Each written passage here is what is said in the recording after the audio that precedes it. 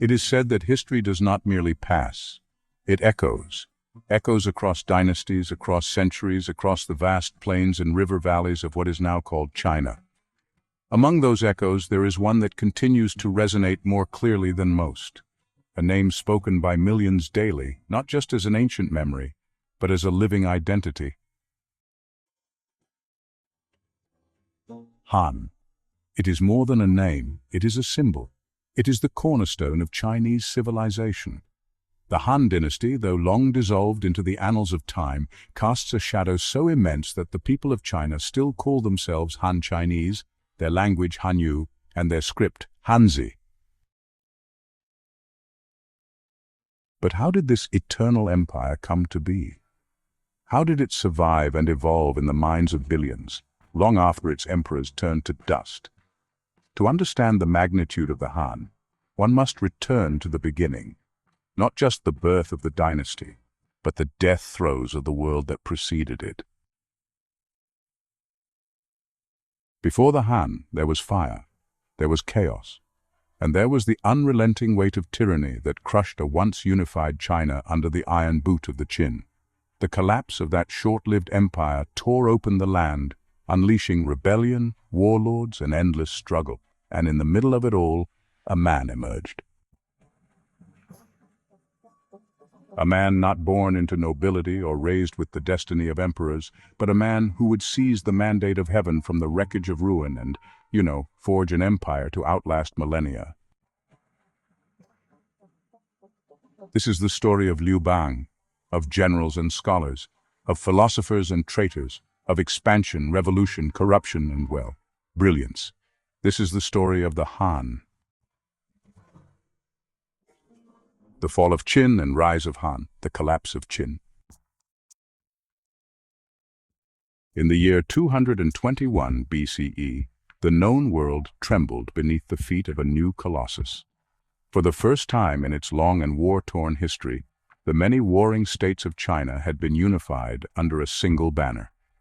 The man who accomplished this near-mythical feat was not born of gentle persuasion or compromise. He was born of conquest, ambition, and a vision forged in absolute control. His name was Yingzheng, but, the world would come to know him by a different title, one that he created for himself, the first emperor, Qin Shi Huang. He ruled not as a king, but as the Huang Di, the divine sovereign of all under heaven. Under his iron rule, the Qin dynasty rose like a thunderclap. Yet what had been forged so quickly in blood and fire would crumble just as swiftly. The Qin dynasty, though remembered for its profound influence, was a fleeting specter in the tapestry of Chinese history. It lasted only 15 years, yet its fall laid the fertile soil upon which the Han would rise. But to understand how the Han dynasty emerged triumphant, we must first descend into the dark collapse of the Qin, a fall not just of a dynasty, but of an entire worldview. The Qin had achieved the impossible. They ended centuries of fragmentation known as the Warring States period. 7 powerful kingdoms had vied for dominance: Chu, Qi, Yan, Han, Zhao, Wei, and Qin. And it was Qin, from the western region of modern-day Shanxi, that proved strongest. Qin Shi Huang's strategy was, ruthless but effective. He centralized authority, stripped the nobility of their power, and put in place a rigid top-down bureaucracy, all enforced by legalist doctrine.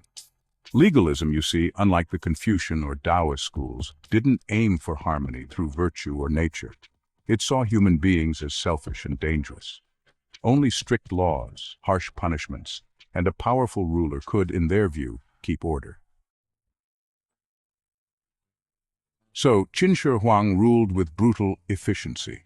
He standardized weights and measures, currencies, even the width of cart axles to unify transportation routes across the land. He did away with the old feudal system, replacing it with centrally appointed governors who answered only to the emperor. He linked up the early sections of what would one day become the Great Wall.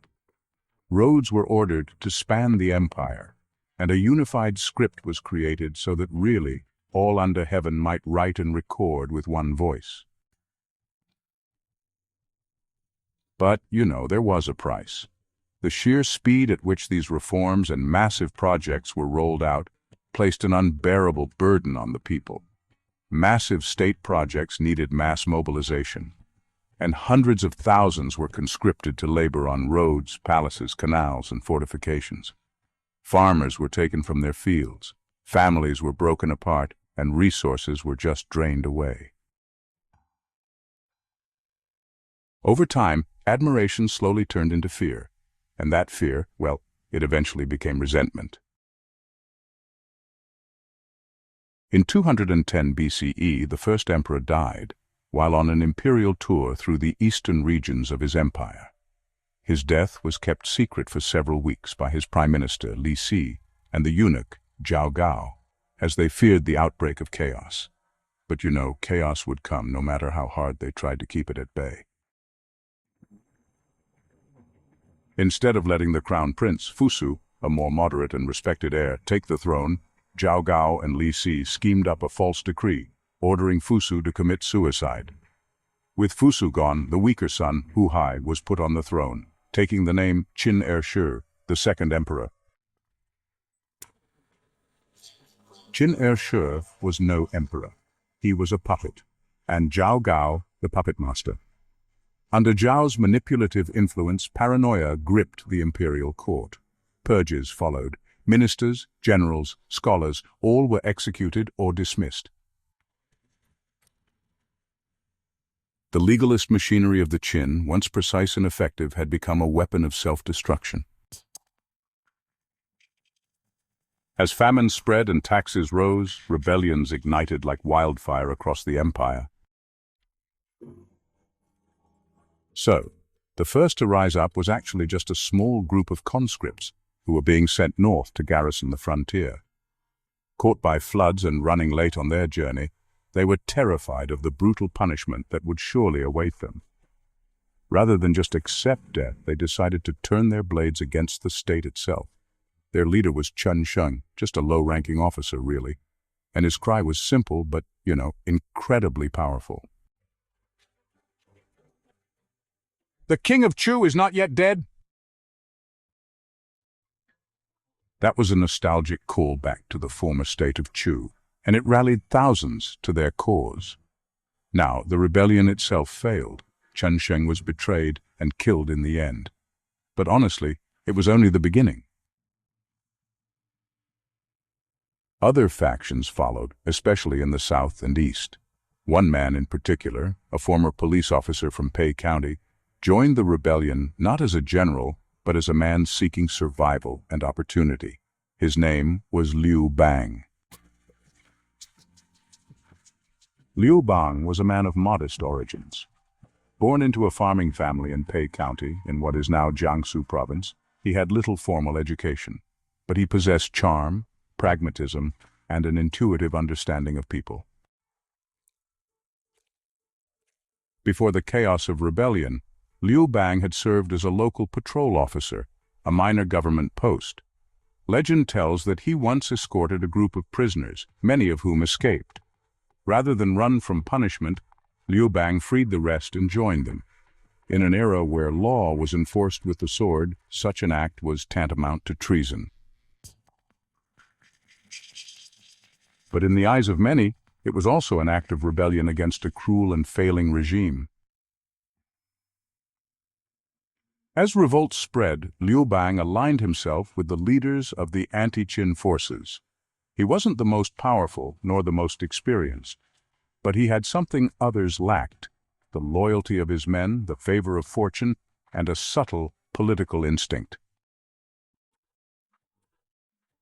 In time, he would rise to become one of the two most prominent figures in the struggle to overthrow Qin, the other being the aristocratic warrior Xiang Yu.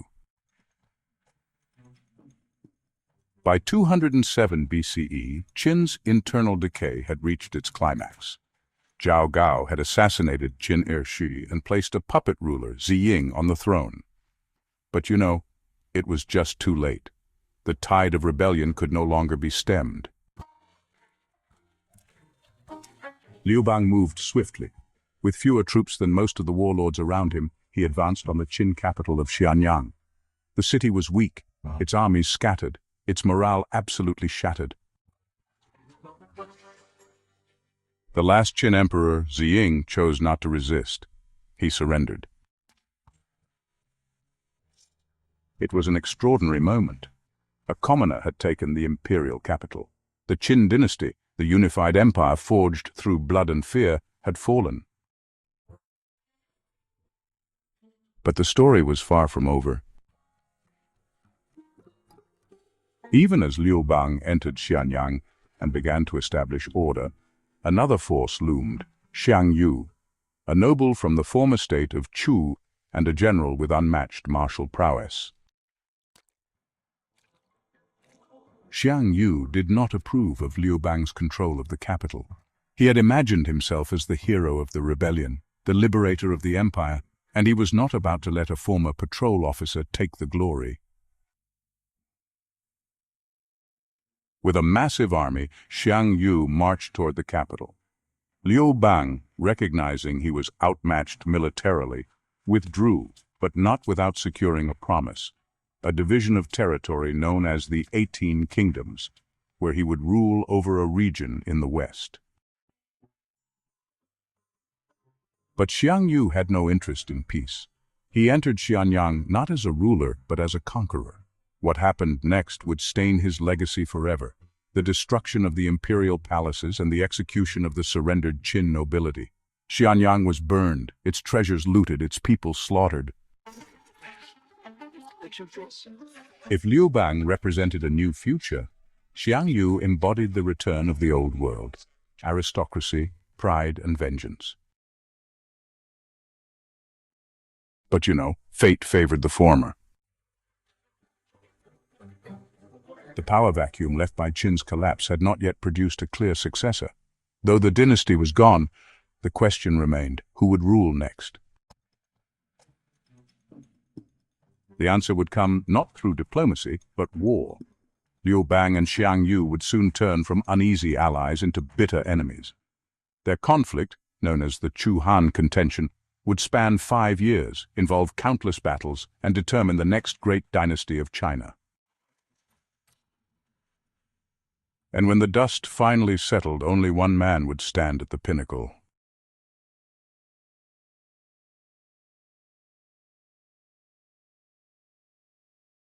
History is often written by the victors, but in rare moments, it is also written by the unlikely. Liu Bang's rise from obscurity to imperial power was not merely improbable, it was unthinkable in the rigid social hierarchy of early imperial China. He was born into a peasant family, never received a formal Confucian education, and had no lineage connecting him to royalty or even nobility. Yet, amid the chaos left in the wake of the Qin dynasty's fall, such structures no longer held sway. In their place emerged a new order, one shaped by survival, loyalty, political cunning, and above all, ambition. With the death of the Qin dynasty and the fall of Xianyang, China found itself without a clear ruler. Qin's centralized authority had collapsed, and in its absence, a fragmented power structure emerged. The anti-Qin rebels, previously united against a common enemy, now turned their attention toward carving up the empire for themselves. Xiang Yu, by contrast, lacked patience. He was a warrior of legendary ability but lacked political sophistication. His governance was inconsistent and often brutal. He rewarded loyalty arbitrarily and punished betrayal with excessive cruelty. His decision to execute the surrendered Qin royal family and burn the palaces of Xianyang had already alienated many. His rule was feared rather than respected. In 206 BCE, only months after taking Hanzhong, Liu Bang made his move. With a well-trained army and the element of surprise, he advanced eastward, reclaiming territory that had been granted to other warlords by Xiang Yu. His campaign was swift and effective. Towns surrendered without resistance. Local officials defected. The populace welcomed him as a liberator. At first glance, Xiang Yu held every advantage. He commanded the largest and most experienced army in China. He controlled the populous and fertile eastern plains. His family lineage was noble, his martial prowess unmatched. Liu Bang, in contrast, had far fewer troops, less land, and lower noble status. But he had something Xiang Yu lacked: a cohesive administration, wise counselors, and the ability to win loyalty through humility rather than fear. The early phases of the war were marked by a back-and-forth struggle. Liu Bang advanced deep into enemy territory, even capturing the city of Pengcheng, Xiang Yu's capital. But in one of the most decisive early battles, Xiang Yu launched a devastating counterattack, surprising Liu Bang's forces and inflicting heavy casualties. Liu Bang narrowly escaped with his life. Despite the setback, Liu Bang did not collapse. He retreated strategically, rebuilt his forces, and solidified his alliances. He appointed Han Xin as his chief military commander, a decision that would soon tip the balance of the war. Han Xin was a man of humble origin, often overlooked and even dismissed by other generals. But Liu Bang recognized his genius. With Han Xin commanding the armies, the tide began to turn. Han Xin employed unconventional strategies using terrain, deception, and psychological warfare to defeat larger forces. His campaigns in the north against the states of Wei, Zhao, and Yan were textbook examples of how to defeat an enemy not with brute force, but with intelligence. He famously used the back-to-the-river strategy, forcing his soldiers to fight with the river behind them so they could not retreat. Faced with death, they fought with unmatched ferocity and secured victory. As Han Xin conquered the northern territories, Liu Bang expanded from the west. The Han forces began a pincer movement, surrounding Xiang Yu from multiple fronts. In 202 BCE, the decisive confrontation occurred in Gaixia, in modern-day Anhui province. Liu Bang's forces, combined with those of his ally King Xin of Qi, surrounded Xiang Yu's troops in a valley. Using a combination of psychological warfare and superior numbers, the Han forces demoralized the enemy. They began singing folk songs from Xiang Yu's homeland outside his encampment, giving the illusion that his own people had already surrendered or joined the Han. Xiang Yu's soldiers, overcome with despair, began to defect or abandon their posts. Surrounded and outnumbered, Xiang Yu attempted a breakout. He made it as far as the Wu River. There, realizing that he could not return to glory and refusing to be captured, he chose to end his life. His final words reportedly were, "Heaven has doomed me, and I dare not return across this river." With his death, the war ended. Liu Bang stood alone as the master of China. In the winter of 202 BCE, Liu Bang proclaimed himself Emperor of China, taking the regnal title Gaozu of Han. The Han Dynasty was officially born. Unlike the Qin, who sought to impose order through absolute centralization and terror, Liu Bang adopted a more balanced approach. He rewarded allies with regional titles but maintained overall imperial authority. He retained many of the Qin's administrative innovations, such as standardized weights, measures, and laws, but he tempered them with Confucian ideals and local autonomy.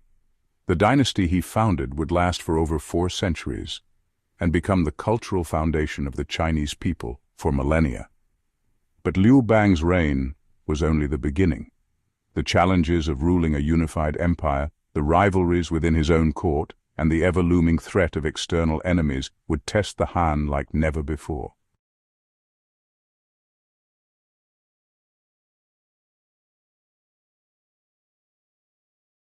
The fall of the Qin dynasty left China not in peace, but in purgatory.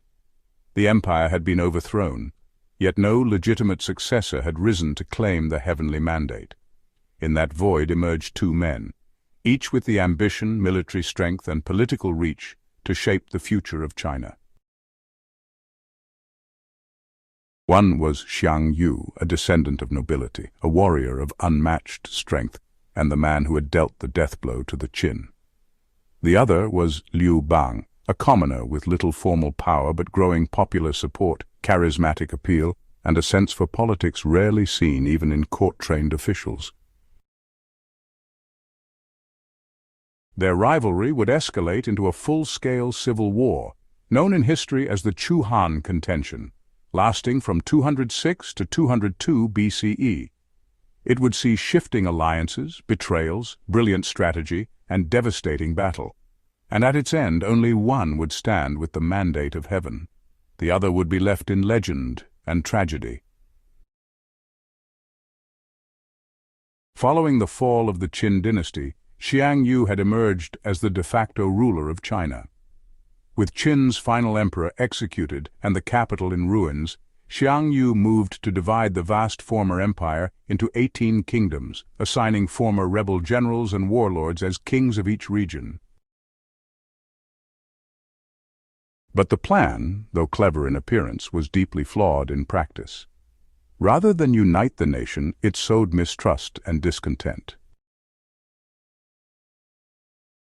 Xiang Yu himself declared the restoration of the Chu kingdom, naming himself its hegemon king.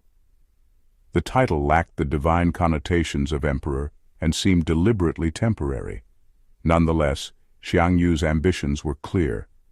Though he had not taken the imperial mantle, he ruled in all but name. Among the many warlords who were rewarded was Liu Bang, who was granted the remote and mountainous territory of Hanzhong in the far southwest. It was far from the imperial heartland and cut off from trade and influence. It was, in many ways, an attempt to sideline Liu Bang permanently. But Xiang Yu underestimated his rival's patience. Xiang Yu, despite his charisma and unmatched skill on the battlefield, lacked a crucial sense of political foresight. His reign began with a series of miscalculations that would, honestly, plant the seeds of his downfall. First, he alienated potential allies through excessive cruelty. After capturing Xianyang, he ordered the execution of Ziying, the last puppet ruler of Qin, along with members of the royal family. He then set fire to the magnificent Qin palaces and, slaughtered thousands of citizens who had already surrendered. These actions were justified in his mind as vengeance, especially for the people of Chu who had suffered under Qin oppression. But to the broader population, they were acts of unnecessary savagery. Second, Xiang Yu's division of the empire was politically short-sighted. In some cases, he granted titles to untrustworthy generals who harbored their own ambitions. In others, he removed rulers with strong popular support, such as the crown prince of the former state of Qi, and replaced them with his own loyalists, stoking resentment among the people and local elites. Finally, his decision to marginalize Liu Bang, rather than eliminating or placating him, would prove to be a catastrophic misstep. While Xiang Yu indulged in his military victories and, courtly celebrations, Liu Bang began building a base of power in Hanzhong. Liu Bang's position in Hanzhong was not ideal, but it came with one key advantage: time. Far from the political turmoil of the Central Plains, Liu Bang was able to consolidate his forces, build up his administration, and most importantly, attract talented individuals who believed in his vision.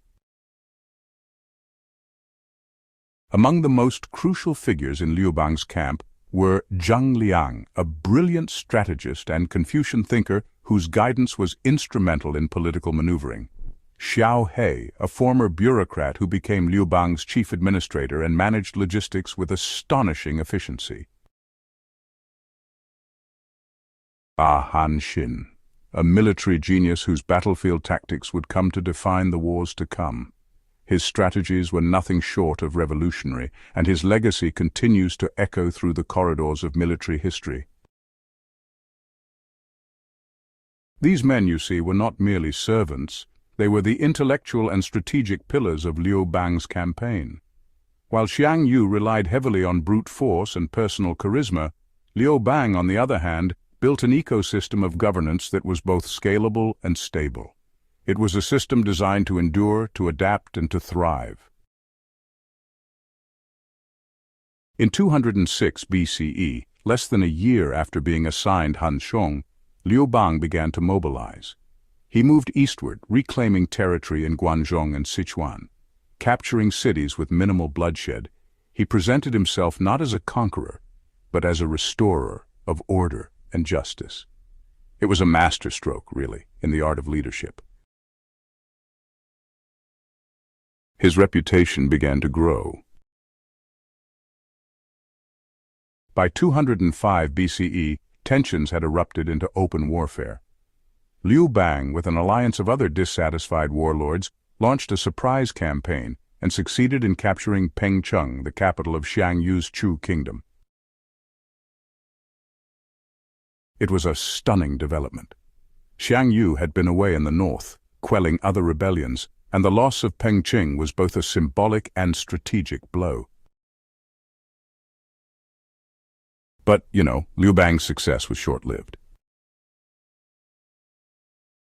Xiang Yu returned with incredible speed, leading a hardened force of 30,000 elite troops. He launched a brutal counterattack, catching Liu Bang's coalition forces by surprise. The Battle of Pengcheng turned into a rout. Liu Bang's army was crushed, and he barely escaped with his life, fleeing westward. The loss could have ended Liu Bang's ambitions, but instead it became a turning point. While Xiang Yu celebrated his regained control, Liu Bang reorganized. He replaced ineffective allies, elevated capable generals, and solidified control over key regions in Henan, Shanxi, and Sichuan. While Liu Bang was, restabilizing things in the west, Han Xin led a series of campaigns up north that would honestly prove pretty decisive. His strategy was, unorthodox. Instead of confronting Xiang Yu head-on, Han Xin focused on conquering these independent kingdoms that had either sided with Xiang Yu or just tried to stay neutral. These included the Kingdom of Wei. Han Xin captured its capital through a nighttime river crossing, catching the defenders totally off guard.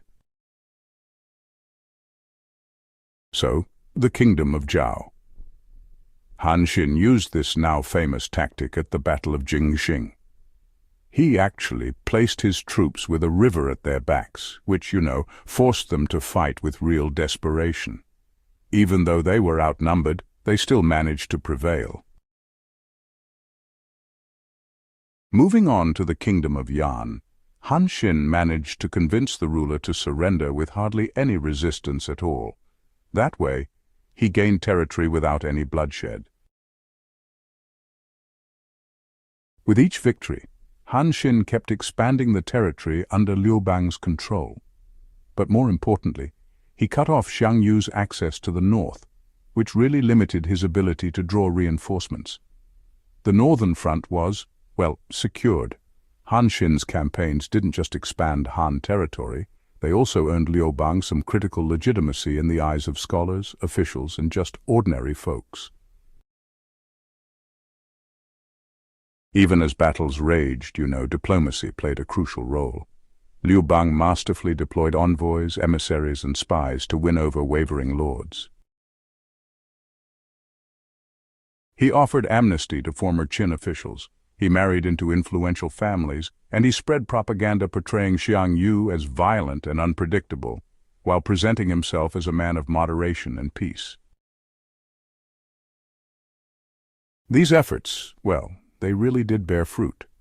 Several minor kings and nobles defected to Liu Bang's side. Others chose neutrality, further isolating Xiang Yu. In contrast, Xiang Yu's diplomatic efforts often failed. His strong-arm tactics alienated potential allies. He executed suspected traitors without trial and responded to disobedience with overwhelming force.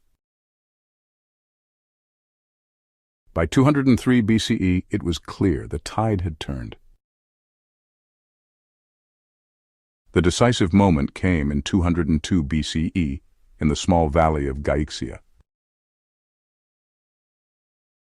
Liu Bang, now backed by the combined forces of Han Xin and other allied warlords, encircled Xiang Yu's army. In a stroke of psychological warfare, Han Xin ordered his men to sing Chu folk songs from the surrounding hills. The haunting melodies carried through the night, creating the illusion that Xiang Yu's own homeland had turned against him. The tactic worked. Many of Xiang Yu's soldiers, believing their families had defected or been captured, lost the will to fight. Some deserted, others surrendered. Xiang Yu's camp descended into despair. With only a small, loyal guard remaining, Xiang Yu attempted to break out of the encirclement. He reached the Wu River, pursued closely by Han cavalry. Realizing that his cause was lost and refusing to be taken alive, Xiang Yu took his own life. With Xiang Yu's death, resistance collapsed. Liu Bang returned to the ancient capital and in 202 BCE declared himself emperor. He took the name Gaozu of Han, founding the Han Dynasty, an empire that would endure in some form for over 4 centuries.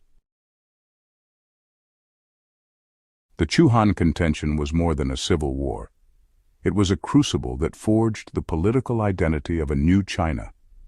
It demonstrated the limits of power based solely on might and the endurance of leadership rooted in administration, diplomacy, and stability. Liu Bang, once a foot soldier in a broken world, had become the unifier of China. But ruling would prove just as difficult as conquering.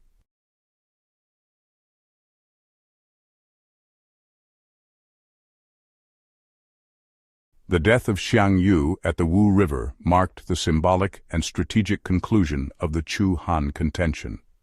The road to unification was cleared.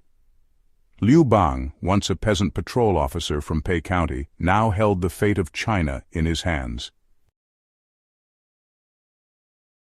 The first years of Han rule were marked by contradiction. Liu Bang had defeated Xiang Yu, but in order to secure his victories he had made promises, many of which he could not afford to keep. During the Chu-Han contention, Liu Bang had granted kingships to several regional warlords and generals in exchange for their loyalty or neutrality.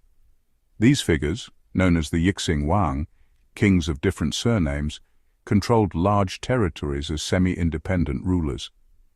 Though they nominally recognized Liu Bang as emperor, many behaved as sovereigns in their own right. This arrangement posed a severe threat to central authority. History had already demonstrated that a weakened center could not control ambitious vassals. The Qin dynasty had fallen partly because of its failure to integrate and appease the nobility. Liu Bang would not repeat that mistake, but he also recognized the limits of brute force. Xiang Yu had failed because of his over-reliance on terror and strength. Gaozu would have to use a mixture of diplomacy, strategy, and ruthless pragmatism to consolidate his rule. Gaozu's approach to consolidation became known among historians as the strategy of reduction, a systematic weakening of regional kings until all meaningful power returned to the emperor. The first to face this fate was Han Xin, Liu Bang's greatest general. Han Xin had expected high honors after the war. He had contributed enormously to Liu Bang's victory, conquering entire kingdoms, inventing military strategies still studied today, and winning impossible battles. Initially, Liu Bang rewarded him with the title King of Chu, but only a few years later stripped him of the kingship and demoted him to a minor marquis. In 196 BCE, citing rumors of rebellion, Han Xin was arrested and executed. Others met similar fates. Peng Yue, the king of Liang, was arrested on vague charges and executed along with his entire clan. Ying Bu, the king of Huainan, was accused of plotting revolt and killed. These eliminations were methodical. In every case, Gaozu ensured public justification, sometimes through accusations of treason, sometimes through orchestrated political framing. Behind the scenes, the moves were designed to remove all centers of power that were not tied directly to the emperor.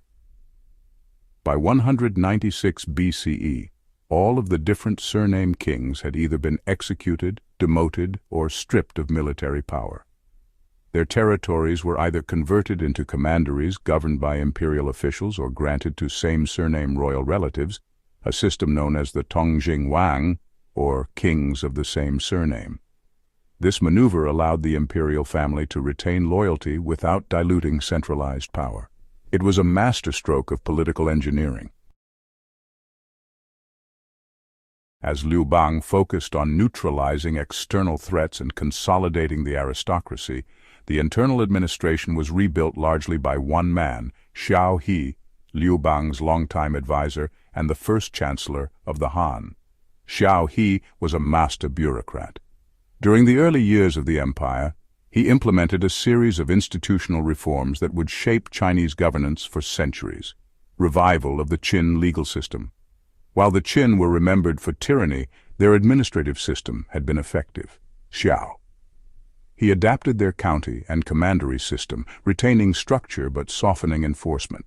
Standardization of laws. He reissued simplified law codes and worked to ensure they were understandable to commoners, not just scholars or nobles. Merit-based appointments. Xiao. He helped implement systems where talent and capability, not just noble birth, influenced appointments, foreshadowing what would later evolve into the imperial examination system. Tax reform. Rather than burdensome tribute, Xiao He transitioned to an annual agricultural tax system, requiring grain or labor, that was relatively fair and stable. These systems provided a foundation of legitimacy. People, especially in rural areas, began to feel that law and order had returned. Liu Bang never styled himself as a philosopher king or divine monarch. Unlike Qin Shi Huang, he did not claim to be immortal or heavenly by birthright. Instead, he leaned heavily into his peasant origins. He adopted a style of rule based on common sense, practicality, and public perception. For instance, he disdained Confucian scholars in public, often mocking them and rejecting their pompous rituals. Yet privately, he relied heavily on Confucian advisors like Zhang Liang, understanding that Confucian ideals of hierarchy, loyalty, and family could bolster imperial legitimacy. He presented himself as a man of the people, rough, accessible, and honest. This image resonated with soldiers, farmers, and minor officials who saw him not as an unreachable god, but as someone like themselves, who had risen through merit. Even so, he was no idealist. Liu Bang ruled with a sharp edge. Disloyalty was met with execution. Dissent among court nobles was suppressed. While he may have mocked the Qin for their cruelty, his consolidation of power was equally iron-handed when needed. One of the most important figures in Gaozu's reign, though not always acknowledged at the time, was his wife, Empress Lu Ji. Lu Ji had been with Liu Bang since his early days in Pei County. Sharp, politically aware, and fiercely loyal to her family, she became a silent force within the court. Her influence grew after Liu Bang's health began to decline. She secured key positions for her family, expanded her personal power base, and began maneuvering court alliances. Their son, Liu Ying, was designated as crown prince, but many in court believed other sons, especially those born to concubines, were more capable. Lu Ji, however, would not allow rivals to threaten her line. Even before Liu Bang's death, she was quietly removing potential threats to her son's succession. After his death in 195 BCE, she would emerge as one of the most powerful and cunning rulers in Chinese history, but that tale belongs to the next chapter. In his final years, Gaozu was weary. The years of war, betrayal, and endless court intrigue had taken their toll. In 195 BCE, he fell ill after inspecting a border outpost in modern-day Guangdong. Despite the best efforts of physicians, his condition worsened. He returned to the capital, Chang'an, and died shortly after. His death triggered a power vacuum, but not the kind that had unraveled previous dynasties. The institutions he built held firm. The bureaucracy functioned. Taxes continued to be collected. Troops remained loyal.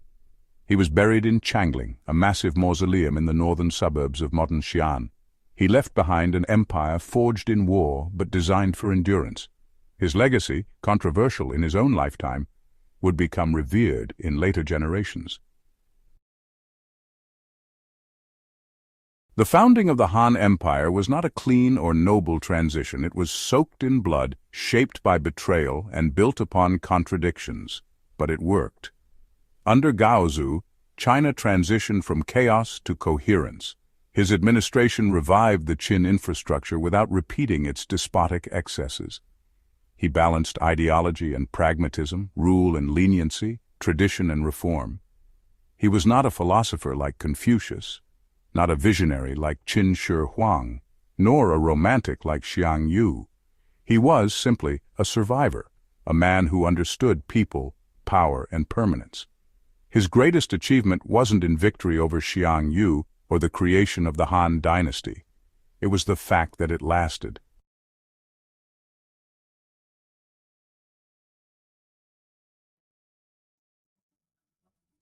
In the aftermath of Empress Lu's death in 180 BCE, the Han court was, well, a palace of ghosts, haunted by the ambition, bloodshed, and quiet terror of the Lu regime.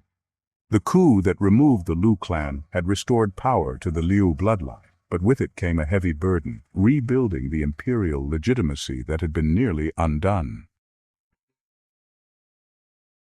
The ministers knew what they needed: a ruler with unassailable heritage, a calm disposition, and no lingering associations with palace intrigues.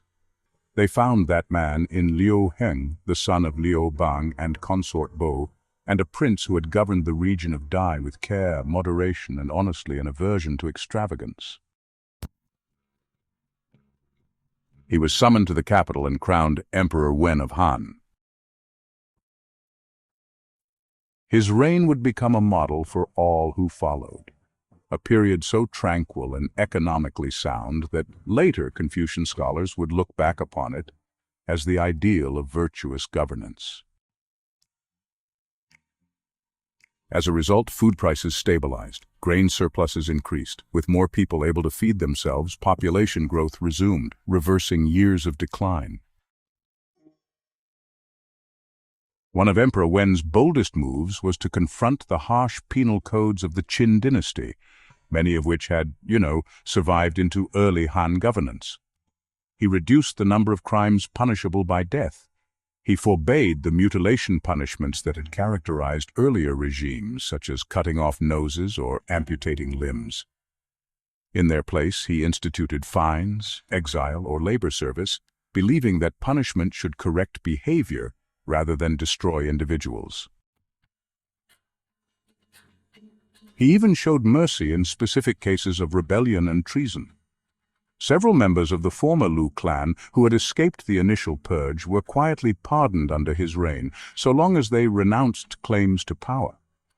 By removing fear from the legal system, he promoted a culture of fairness, one in which local officials were encouraged to rule with discretion rather than cruelty. Emperor Wen's court was also strengthened by Empress Du, his wife, and a key figure in promoting Confucian values. She, like her husband, lived simply. She refused luxuries, raised her children with humility, and took no part in palace intrigue.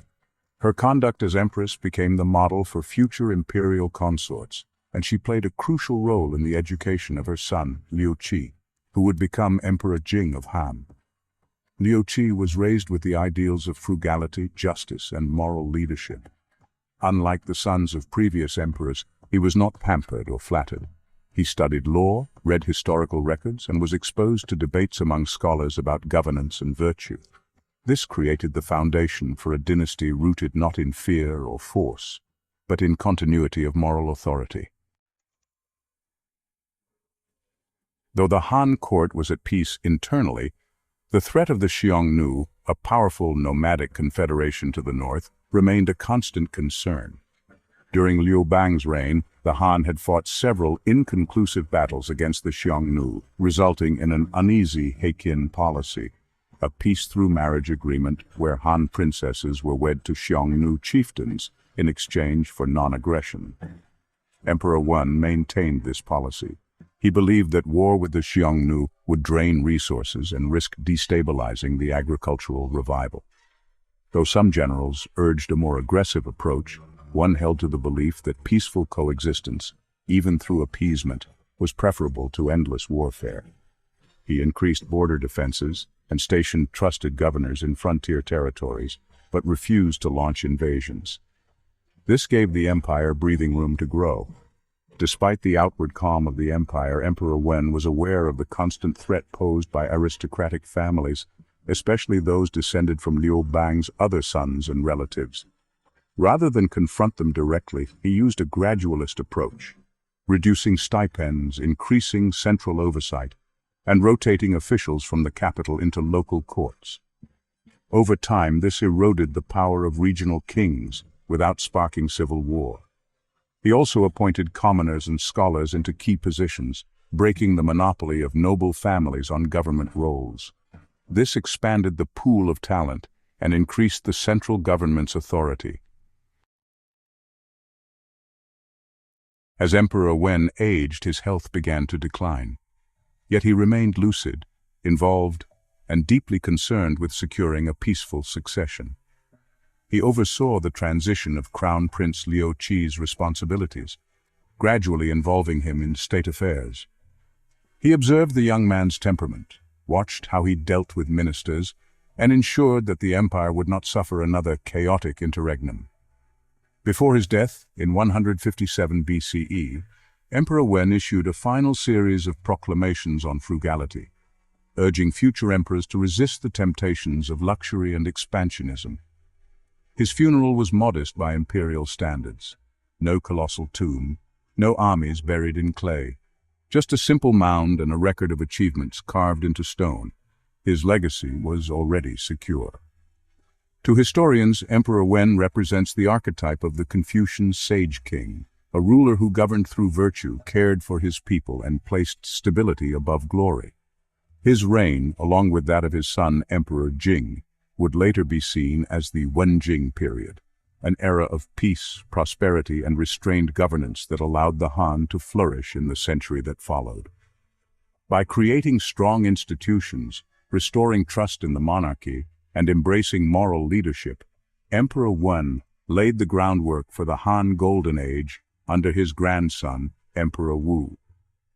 But most of all, he reminded the empire of a truth lost during the chaos of war, that the most powerful force in governance is not fear, but virtue.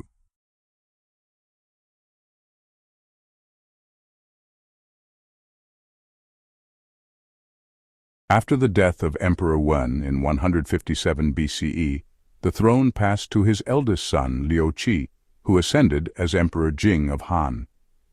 Trained under the guidance of both his father and Empress Dowager Dao, Liu Qi had grown into a sharp-minded, contemplative ruler, known for his quiet demeanor and meticulous attention to statecraft. Though he inherited a peaceful and prosperous empire, the balance between central authority and the semi-autonomous regional kingdoms, many still governed by imperial relatives, remained a pressing and potentially explosive issue. Liu Qi's reign would be defined by his decision to confront this delicate problem head-on, culminating in one of the most dangerous internal conflicts the Han had yet faced, the rebellion of the Seven States. When the Han Dynasty had first been founded, Liu Bang had awarded fiefdoms to many of his relatives and loyal followers. These were not symbolic honors, they came with real power. Kings of the Han clan ruled vast territories with their own administrative systems, tax bases, and even small armies. Over the decades, some of these kingdoms had grown wealthy and independent, paying lip service to the emperor but acting increasingly like sovereign states. The centralized reforms under Emperor Wen had reduced their influence through careful diplomacy and bureaucracy, but the power of the regional kings remained substantial. Emperor Jing saw this as a structural weakness in the empire. He understood that allowing these kings to operate as semi-independent powers posed a long-term threat to Han stability. A civil war between rival princes or even a coordinated rebellion, could once again throw the realm into chaos. The question was not whether to act, but when and how. Cao Kuo, aware of the dangers simmering beneath the surface, watched as tensions among the princes began to rise. He knew that sooner or later something would have to give. The threat of rebellion was no longer just a distant possibility, but a looming reality that demanded careful, decisive action. To solve the problem, Emperor Jing turned to a man of bold ideas and no aristocratic background, Cao Kuo, a rising official known for his strategic mind and radical views. Cao Kuo proposed a series of policies aimed at dismantling the power of the feudal kings. He suggested carving out territories from their domains, stripping them of economic and political authority, and reducing their military capabilities. These reforms were to be gradual, framed as administrative adjustments rather than hostile acts. The logic was sound. Consolidate the empire under central rule, end aristocratic fiefdoms, and create a unified bureaucratic state. But there was a cost. Many of the kings, especially those ruling the larger and wealthier states, saw Cao Kuo's reforms as a direct assault on their legacy and authority. Chief among them was Liu Pi, king of Wu, who had inherited a vast domain rich in resources and harboring a long-standing grudge against the central court. The king of Wu, Liu Pi, had reasons beyond policy to oppose the emperor. Years earlier, his son had been executed after a brawl with the heir apparent, Emperor Jing himself. Though the legal decision had been justified, the wound remained fresh. When Cao Kuo's reforms began to shrink his domain and strip him of income, Liu Pi took it as both a political threat and, honestly, a personal insult. So he began secret communications with other regional kings who also felt threatened. Among them were the kings of Jiaochu Jiaoxi, Jiaodong Sichuan, and Jinan. Together they represented a pretty formidable Bloc 7 powerful states with their own armies, large populations, and, well, deep coffers.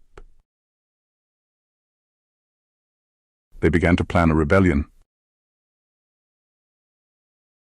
The rebellion erupted with a force that shook the empire to its very core. As the dust settled, the aftermath revealed the true cost of resistance. Loyalties were tested, alliances shattered, and the fate of many hung in the balance. The consequences of these actions would echo for generations, shaping the destiny of the realm in ways few could have predicted. In 1554 BCE, the storm finally broke. The rebellion of the Seven States was launched with the King of Wu at its center. The rebels announced that the emperor had fallen under the sway of corrupt ministers like Cao Kuo and declared their intent to remove him and restore, proper order. In reality, it was a bid for independence. The rebel armies moved swiftly, advancing toward imperial territory in an attempt to capture strategic cities and rally more support. The court in Chang'an responded with shock and urgency. Emperor Jing, though young and relatively new to power, made a crucial decision that changed the course of the rebellion. He sacrificed Cao Kuo. To placate public opinion and undermine the rebels' justification, he dismissed and executed Cao Kuo. By doing so, he framed the rebellion as unjustified, robbing it of its central pretext. This was a ruthless but effective move. With Cao Kuo gone, the emperor placed military command in the hands of Zhou Yafu, an experienced and methodical general, and Du Ying, a member of the imperial family and seasoned administrator.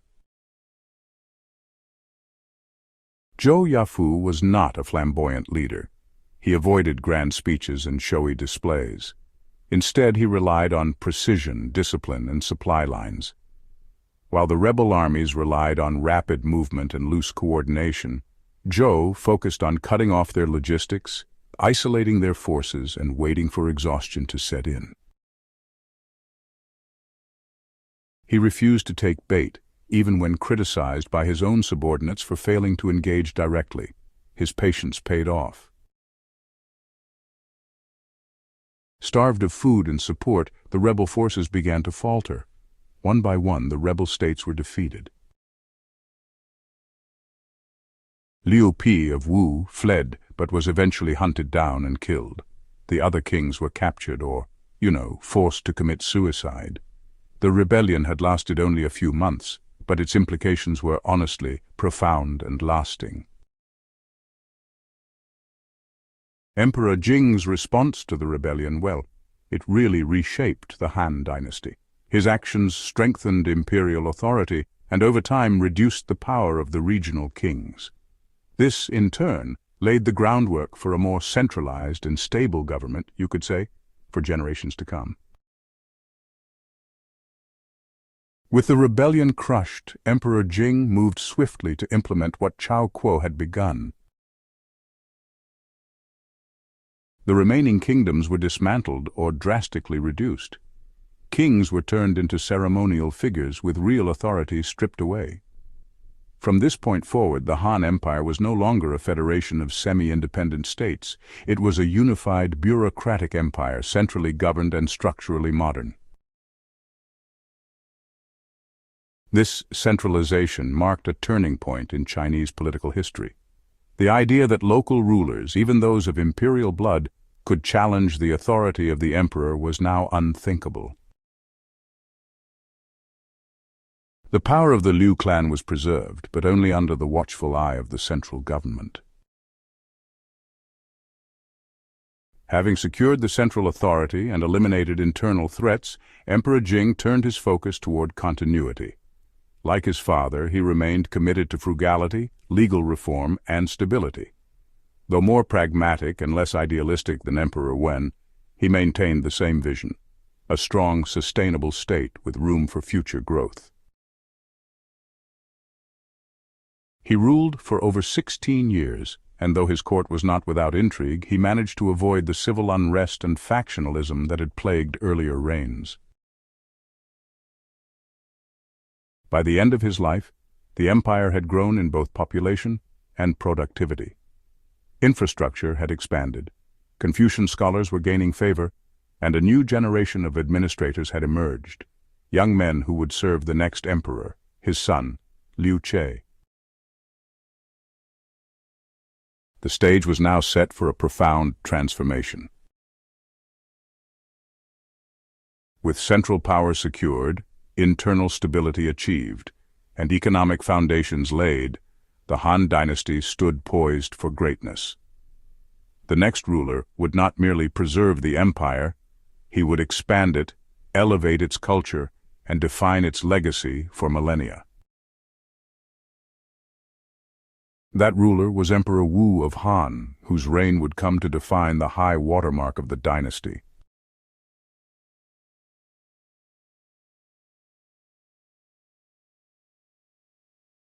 The death of Emperor Jing in 141 BCE passed the mantle of rule to his young but ambitious son, Liu Che, who would become known to history as Emperor Wu of Han, or Han Wudi, the martial emperor.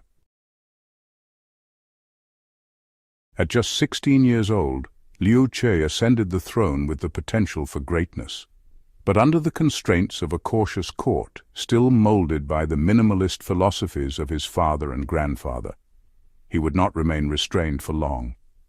Over the course of his 54-year reign, the longest of any Han emperor, he would transform the Han state from a conservative and inward-facing government into a dynamic, centralized, and imperial power. His rule would mark the golden age of the Han Dynasty. It was an era of military conquest, intellectual consolidation, economic experimentation, and the deep institutionalization of Confucian thought in Chinese government and society. Liu Che was not born the heir apparent. Originally, another prince had been designated to succeed Emperor Jing, but Liu Che, the son of Empress Wang Ji, gradually gained favor through a mixture of sharp intellect, political maneuvering, and sheer personal charisma. He was, precocious, deeply interested in history, philosophy, military theory, and governance. Where his predecessors had leaned toward caution and withdrawal from conflict, Liu Che had a fiery spirit. He imagined an empire that did not merely defend itself, but projected its power outward, culturally, economically, and militarily. In the early years of his reign, Emperor Wu had to work within the confines of the senior officials and ministers appointed during his father's time. These older men, steeped in legalist and Taoist traditions, advocated for low taxes, military restraint, and decentralized power. Chief among them was Dao Ying, a statesman from his grandmother's lineage. But Emperor Wu was patient and strategic. Over the next several years, he gradually purged conservative figures from key positions. He elevated younger reformers who shared his bold vision. Among them was Gongsun Hong, a Confucian scholar from humble origins, who would become, instrumental in the intellectual reshaping of the dynasty. Perhaps the most enduring legacy of Emperor Wu's rule was his elevation of Confucianism from one among many schools of thought to the official ideology of the Han state. Prior to his reign, Confucian thinkers had been marginalized or, merely tolerated. The dominant philosophies within court had been legalism, which emphasized order and law through strict control, and Taoism, favoring harmony with nature and minimalist governance. But Emperor Wu saw in Confucianism a powerful framework for social hierarchy, moral discipline, and dynastic legitimacy. He recognized that Confucian values, filial piety, loyalty to the ruler, respect for tradition, could be used to sustain imperial authority across generations. To the north and west of Han territory roamed the Xiongnu, a powerful confederation of nomadic tribes who had long harassed Chinese borders. Earlier, Han emperors had pursued a strategy of appeasement, gifting tribute, marrying imperial princesses to Xiongnu leaders, and avoiding open war. By 119 BCE, the tide had turned. The Xiongnu had suffered major defeats, and large portions of the frontier were brought under Han control. Though not fully eradicated, the nomadic threat was severely weakened, and the northern border was secured for the time being. He turned his gaze westward toward the mysterious lands beyond the mountains and deserts, regions filled with unknown peoples, strange goods, and potential alliances. This was the beginning of what would later become the Silk Road. In 138 BCE, he dispatched the diplomat Zhang Qian on a bold journey to seek alliances against the Xiongnu. Zhang Qian was captured, held for over a decade, and eventually escaped, returning with invaluable intelligence about the lands of Fergana, Bactria, Sogdiana, and other Central Asian states. His reports fired the emperor's imagination. Back home, the cost of Emperor Wu's conquests and projects was steep. To fund the military and the bureaucracy, he instituted new taxes, state monopolies on salt and iron, and currency reforms. These policies enriched the central treasury, but placed immense burdens on peasants and merchants. Corruption grew, and social inequality widened. Famine struck in parts of the empire, and discontent simmered. Emperor Wu's later years were marked by paranoia, harsh legal crackdowns, and purges of officials accused of treason. One of the darkest episodes was the witchcraft trials of the 90s BCE, where numerous high-ranking officials, and even royal family members, were executed under suspicion of cursing the emperor. In 89 BCE, after ordering the execution of his favored heir Liu Ju and beloved Empress Wei for alleged sorcery, Emperor Wu was racked with guilt. Near the end of his life, he issued the famous Repenting Edict of Luntai, in which he admitted to harshness and expressed sorrow for his misjudgments. When Emperor Wu died in 87 BCE, he left behind an empire transformed. Territorially, it had expanded dramatically, north, west, and south, doubling the reach of the early Han. Institutionally, it had centralized power, redefined governance, and standardized Confucian orthodoxy. Culturally, it had become more self-assured, more connected, and more hierarchical. Though his reign was marked by both glory and cruelty, vision and violence, Emperor Wu's legacy is undeniable. He defined the Han identity, established a model of rulership, and shaped the philosophical spine of China for centuries.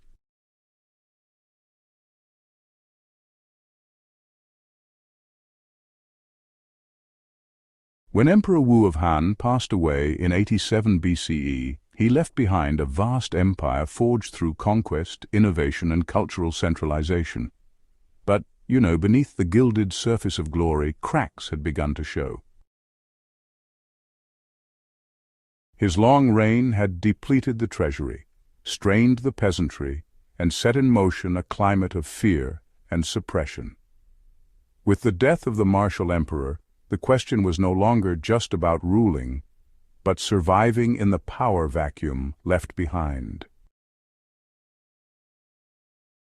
Emperor Wu's designated successor, Liu Fuling, was only 8 years old when he took the throne as Emperor Zhao of Han. Knowing that a child on the throne invited chaos, Emperor Wu attempted to ensure a smooth transition before his death. He appointed the respected official Huo Guang as regent, entrusting him with the guardianship of both the young emperor and the integrity of the Han state. It was a wise decision. Huo Guang was neither a glory seeker nor a tyrant. He possessed both political acuity and, honestly, a rare sense of restraint. Under his de facto leadership, the Han court stabilized. Taxes were eased, expansionist policies were paused, and corrupt officials were removed. The government, having been stretched thin by war, was finally allowed to breathe again. During Emperor Zhao's reign, power was technically in his name, but, Huo Guang ruled in practice. His regency marked a return to pragmatism and consolidation. Military expenditures were curtailed, and the grievances of the common people were given more attention. The government adopted a policy of internal healing. Still, shadows loomed. Though Huo Guang had effective control, the Han court was filled with rival factions, opportunistic nobles, and ministers who either envied or feared his power. Whispers of conspiracy were constant. Several attempts were made to remove him, but each time Huo Guang acted swiftly and decisively, without bloodlust but with the precision of a man who understood the cost of weakness. One such plot involved the Empress Shangguan, a granddaughter of Huo Guang himself, who was used as a pawn in a palace conspiracy. When the plot was uncovered, rather than allow his family's name to be stained, Huo ordered severe punishments, executing even those close to his own kin. He understood that the dynasty mattered more than blood. His balancing act between ruthless necessity and political virtue kept the empire intact during a dangerous interregnum, though it came at the cost of constant vigilance and personal sacrifice. Emperor Zhao died in 74 BCE at the age of 20. Having ruled under Huo Guang's guidance, he left no son or designated heir. This opened the door to one of the most abrupt and scandalous reigns in Han history. The throne passed to Liu He, the son of the king of Changyi. His accession was orchestrated by court officials who believed, honestly, that he could be easily manipulated. Well, they were wrong. In the 27 days that Liu He sat on the throne, he issued, hundreds of lavish and erratic orders. He indulged in personal pleasure, granted favors recklessly, and ignored the ceremonial and moral decorum expected of an emperor. Huo Guang, alarmed by this behavior, did something unprecedented in Han history. He deposed the emperor. Though Huo did not declare himself ruler, his act was a stark reminder of where true power lay. Liu He was exiled and stripped of titles. It was a decisive move that preserved the dynasty but set a dangerous precedent. The will of the emperor could now be subject to correction by the powerful elite. In the aftermath of Liu He's disgrace, Huo Guang needed a legitimate yet reliable figure to ascend the throne. He found one in Liu Bingyi, a man whose lineage traced back to Liu An, the prince of Huainan, a once revered scholar who had fallen from grace during Emperor Wu's reign and had died in disgrace. Liu Bingyi had grown up in obscurity, practically forgotten by the imperial court. Raised under humble conditions and having witnessed both the majesty and cruelty of the imperial system from afar, he had developed a keen sense of judgment and empathy. In 74 BCE, Huo Guang elevated him to the throne as Emperor Xuan of Han. This decision would prove monumental. Emperor Xuan would become known as one of the most competent, just, and empathetic rulers in Chinese history. Under Emperor Xuan's rule from 74 to 49 BCE, the Han Dynasty entered a second golden age. His reign is characterized by three key features: administrative efficiency. The emperor worked closely with experienced officials while maintaining independence from overreaching ministers. He rebalanced the authority between the emperor and his bureaucracy, carefully preventing both autocracy and oligarchy. Justice and reconciliation. Emperor Xuan was acutely aware of the injustices inflicted upon his ancestors, but rather than seek revenge, he implemented judicial reforms to protect commoners from arbitrary punishments. He promoted legal clarity and fairness in criminal proceedings. His empathy won him admiration from the public. Economic recovery was set in motion as he reduced taxes, eased up on those monopolies, and put a stop to extravagant projects. Land reclamation and irrigation, they expanded agricultural productivity in a big way. And, trade routes were reopened. The economy, after years of stress under Emperor Wu, finally stabilized. It was, honestly, a welcome change for everyone. Huo Guang died in 68 BCE after faithfully serving the Han court across multiple emperors. His legacy, it left a lasting mark on the dynasty. Though he was never emperor, his influence had shaped the empire's direction for decades. But his death revealed the fragility of loyalty within dynastic politics. His descendants, emboldened by their patriarch's legacy, overstepped their bounds. The Huo clan began to act as if they were beyond reproach, accumulating wealth, abusing their positions, and ignoring imperial decorum. Emperor Xuan, ever the careful observer, did not act immediately. But within a few years, the court exposed the Huo family's conspiracies and abuses. In 66 BCE, the emperor ordered the annihilation of the entire Huo clan, bringing a dramatic end to the most powerful family in the post-Wudi era. This was not an act of vengeance, it was a statement.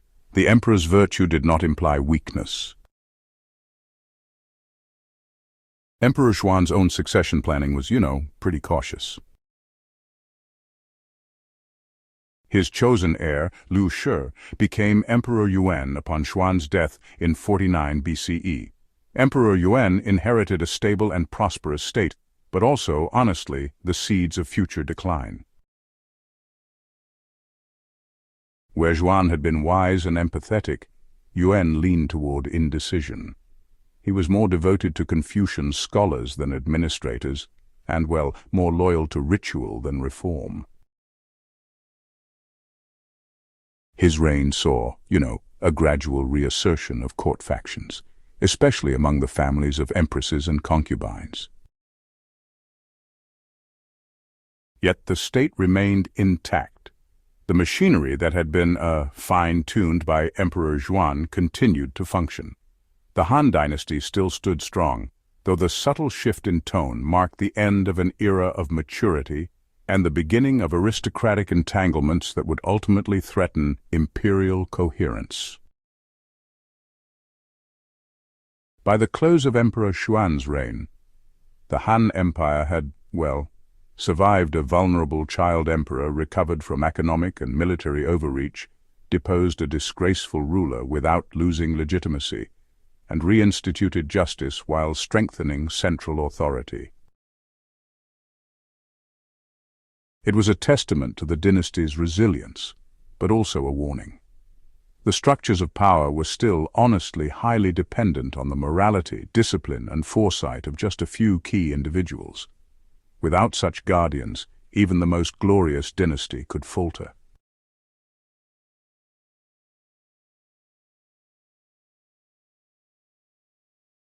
Empresses, eunuchs, and factions, the court intrigue of the late Western Han. The Han Dynasty, for all its might, was still a human enterprise, subject to emotions, rivalries, and ambition. And nowhere was that more evident than within the walls of the imperial palace. While Emperor Xuan had brought justice, reform, and dignity to the throne, his death in 49 BCE left power in the hands of his son, Emperor Yuan, a man of gentler temperament but honestly less political acumen. As court dynamics shifted, a slow erosion began, hidden beneath ceremonial grandeur. It was not a collapse born of violence or rebellion, it was the slow, silent triumph of faction over function. Upon taking the throne, Emperor Yuan, reigning from 49 to 33 BCE, inherited an empire that was economically stable and politically calm. His father's legacy loomed large, and Yuan, eager to maintain moral governance, leaned heavily on Confucian scholars. The Confucian ideal of moral virtue over brute enforcement really appealed to Yuan's scholarly disposition. He brought scholars closer to the heart of the court and elevated them to critical government positions. For the first time, Confucian philosophy became not just guidance but policy. But, this shift brought consequences. The Confucians, with their emphasis on formality, hierarchy, and ideological purity, often clashed with seasoned administrators who preferred pragmatism. Their presence also elevated court ritual over state function. This created a tension between the scholar bureaucrats and military officials, which quietly began to divide the state's administration. At the core of Emperor Yuan's reign was Empress Wang Zhengjun, a woman of refined manners and calculated silence. Her rise to prominence would change the future of the dynasty in ways no one could foresee. Wang Zhengjun bore the emperor a son, Liu Ao, who would become Emperor Cheng. As the emperor aged, Empress Wang's clan grew in influence, securing key posts in the government. Her father, brothers, and nephews found themselves appointed to ministerial roles, often not for their ability, but for their blood. Thus began a dangerous pattern, the empress's family becoming a dominant political force, not by law, but by proximity to the throne. At first, their involvement was tolerated. They were seen as loyal. But as time passed, their consolidation of power began to mirror the very abuses that had plagued previous reigns. Political favoritism became institutionalized. merit took a back seat to blood ties. The Wang clan would soon shape and shake the very foundations of Han authority. Parallel to the ascent of empress clans was the quiet rise of a different kind of power, eunuchs. These palace servants, trusted for their inability to produce heirs or challenge the throne directly, had always held ceremonial responsibilities. But over time they were given access to the emperor's inner life, his thoughts, secrets, habits. They became gatekeepers to the throne. As emperors grew younger and more isolated, eunuchs became the bridges between ruler and realm. They controlled who could see the emperor, which documents he read, and whose voices reached his ears. And some, recognizing their unique position, began to exploit it. By the late Western Han, eunuchs were not merely servants. They were power brokers, quiet, faceless, and difficult to challenge. When Emperor Yuan died in 33 BCE, his son Liu Ao ascended as Emperor Cheng. Unlike his grandfather Xuan, who had been shaped by hardship and obscurity, Cheng had grown up surrounded by luxury, protected by protocol, and shielded from consequence. He had little interest in governance. Matters of state were deferred to his ministers and family. He became enamored with the pleasures of palace life, music, dance, feasts, and above all, women. Empress Wang, now Empress Dowager, became the most powerful woman in the realm. Her brothers, particularly Wang Feng, Wang Shang, and Wang Gen, held key offices. The court was essentially ruled by the Wang clan, with the emperor acting more as a figurehead than a ruler. This dynamic led to stagnation. Reforms halted, corruption crept back in. The voices of the common people were muffled by protocol and indulgence. One of the most emblematic figures of this era was Zhao Feiyan, a court dancer who became Emperor Cheng's favored consort and later empress. Her beauty was legendary. Her presence at court caused ripples across every faction. But her rise was not just the story of a dancer turned empress, it was a political earthquake. To consolidate her position, Zhao Feiyan, alongside her sister, Zhao Hede, ensured that the emperor remained childless.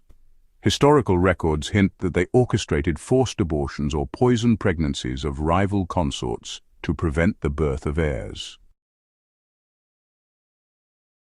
Whether these accounts are exaggerated or factual, their effect was real. Emperor Cheng died without a son, and the court was thrown into another succession crisis. The power vacuum gave the Empress Dowager and her family even more control.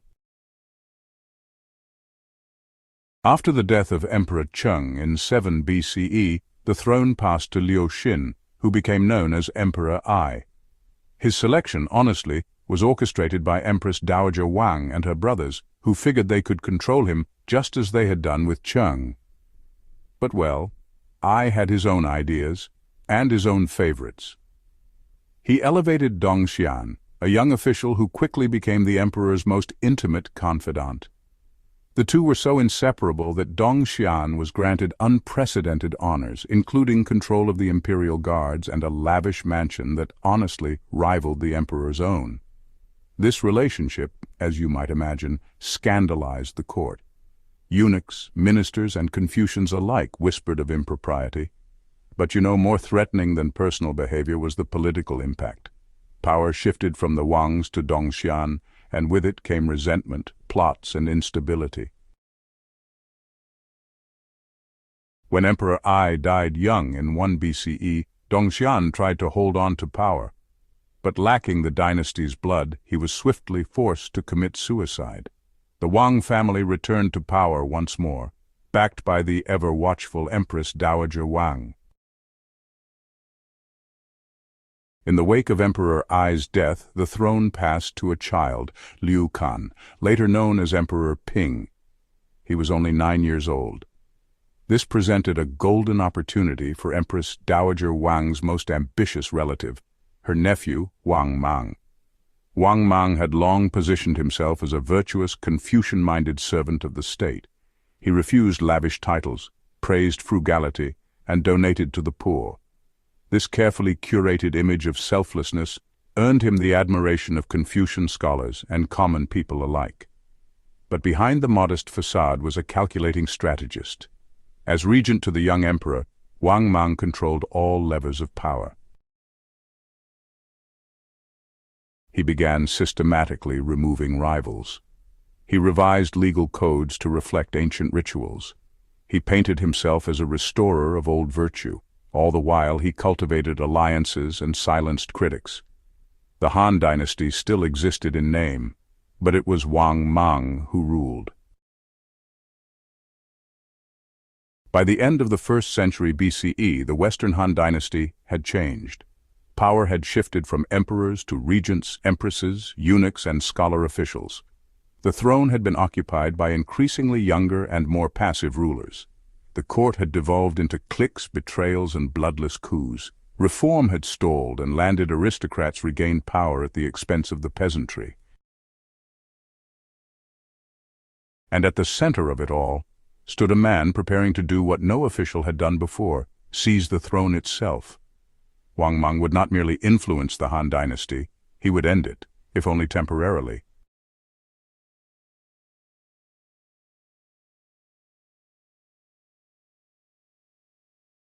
The slow decline of the Western Han reached a tipping point not with a bang but with a proclamation. In the year 9 CE, Wang Mang, nephew of Empress Dowager Wang and longtime regent of the Han court, declared the end of the Han Dynasty. In its place, he founded a new dynasty, the Qin Dynasty, meaning new. It was a moment that would be remembered not only for the break in dynastic continuity, but for what it revealed about ideology, ambition, and the dangers of utopian governance. This was not a barbarian conquest or a military coup. It was a takeover draped in Confucian robes, justified by ritual, precedent, and carefully selected omens. Wang Mang claimed to restore ancient virtue, but his reign would bring famine, rebellion, and collapse on a scale the Han had not seen before. Wang Mang's public image was meticulously crafted over decades. Known for his personal austerity and devotion to Confucian ethics, he had built his reputation on acts of humility, refusing lavish gifts, mourning deeply for deceased relatives, and funding charities for the poor. Yet those who worked alongside him knew another side-cold calculation: sharp intellect and a masterful sense of timing. He skillfully outmaneuvered political opponents, removing old Han nobles and replacing them with loyalists. Each move was justified through obscure references to the Zhou dynasty, presenting himself as a restorer of heaven's mandate, not a usurper. Wang Mang's ideology was rooted in classical Confucianism, but his execution would take on a near-theocratic fervor. He believed that society had strayed from ancient moral principles, and that only by reshaping the government, economy, and family structure could true harmony be restored. Wang Mang's seizure of the throne was not a sudden act, but the culmination of political theater and carefully staged consent. He first accepted titles that positioned him above traditional ministers, Duke of Anhan, Grand Tutor, and then acting emperor. He then issued decrees in the name of the child Emperor Ping, who was little more than a pawn. To seal his authority, Wang Mang orchestrated a public campaign of so-called popular petitions asking him to accept the mandate of heaven. These were supposedly spontaneous letters from peasants, nobles, and scholars, though most were honestly fabricated or coerced. In the year 9 CE, he announced the formation of the Qin Dynasty. He portrayed this not as a rebellion but a divine rectification. The Han, he claimed, had lost heaven's favor, and he had been chosen to restore moral order. With power officially his, Wang Mang launched an ambitious program of reforms meant to remake the empire in the image of classical antiquity. But what he attempted was no mere tinkering, it was systemic overhaul. So let's talk about land redistribution, often called the well-field system, reborn. Wang Mang brought back the ancient Zhou model, where technically all land belonged to the state and was parceled out to families in neat square plots. Land sales were banned and big hereditary estates were broken up. But, landlords pushed back hard, and honestly the whole thing just fell apart in confusion and protest. Next up, currency reform, the multiplication of coinage. Wang Mang issued no fewer than 28 different types of coins, including some that were knife-shaped and spade-shaped, based on these old designs from the past. This move flooded the market with strange, unstable currency, and it really messed up commerce, making merchants and farmers pretty wary. Now about state monopolies and price controls. Wang Mang nationalized key industries, salt, iron and wine, and tried setting fixed prices for goods, but the officials just couldn't enforce these rules consistently, so black markets took off. And then there's social engineering. Wang Mang went so far as to restructure family rankings and titles, tried to ban slavery, though he quietly brought it back later, and even attempted to force people to switch back to ancient surnames. Each of these reforms was, at its core, rooted in Confucian classicism. But the truth is, the rigid idealism behind them just collided with the realities of ruling a huge, diverse empire. What might have worked in legendary antiquity simply couldn't survive in a sprawling, monetized economy with powerful, entrenched elites. As Wang Mang tried to reshape the empire from above, nature, it delivered disaster after disaster. Beginning in year 11 CE, the Yellow River, often called China's Sorrow, started flooding unpredictably. The river changed course, swamping farms and forcing millions from their homes. Refugees wandered the countryside, hungry, homeless, and honestly growing more desperate by the day. Famine soon followed. Locust plagues wiped out crops. In some provinces, entire villages disappeared, either swallowed by floodwaters or shriveled by drought. The imperial granaries, which had been stable back in Han times, just couldn't keep up. To make matters worse, Wang Mang's price controls really deepened the crisis. Farmers couldn't make a profit, merchants wouldn't trade, and local officials were powerless to respond. To the people, this was more than a natural disaster. It was cosmic judgment, a sign that the Qin emperor had lost heaven's favor. Among the displaced were growing bands of peasants who organized not just for survival but for revolt, the Red Eyebrow Rebels. One such group began coloring their eyebrows red with mineral pigments to distinguish themselves in battle. Known as the Red Eyebrow Rebels, they started in the Shandong region and grew into a large militant force, the Green Forest Army. In the south, another group emerged from the forests of modern-day Hubei. They became known as the Green Forest Army, a guerrilla force of hungry farmers and disillusioned soldiers. By 22 CE, the empire was, crumbling. More than 20 separate rebellions had broken out, and Wang Mang's authority, honestly, extended little beyond the capital city, Chang'an.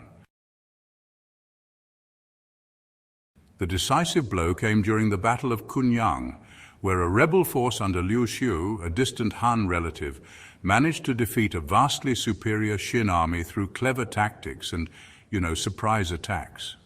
Chang'an fell shortly after. The palace was stormed, and Wang Mang, cornered in his last stronghold, refused to flee. He was captured and beheaded in the imperial courtyard. His head was mounted on a spear and presented to the rebels, a grim symbol of the Han Dynasty's collapse. Wang Mang's reign, though brief, left a long shadow. Historians honestly have debated for centuries whether he was a visionary reformer ahead of his time or a deluded tyrant obsessed with ideology. Some praised his motives, his concern for the poor, his attempt to reduce inequality, and his reverence for tradition. Others condemned his rigidity, his dismissal of practical governance, and the catastrophic consequences of his policies. What cannot be disputed is that he broke the Han's line of succession, if only for a moment, and that this rupture opened the door to one of the most chaotic periods in Chinese history. But in the ashes of Qin, something unexpected happened. A man named Liu Xiu, once a minor noble and military commander, emerged not just as a rebel, but as a restorer of the Han.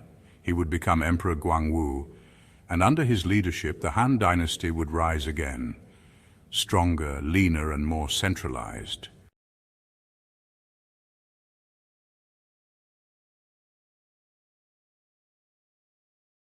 The Eastern Han and the restoration of the Liu lineage.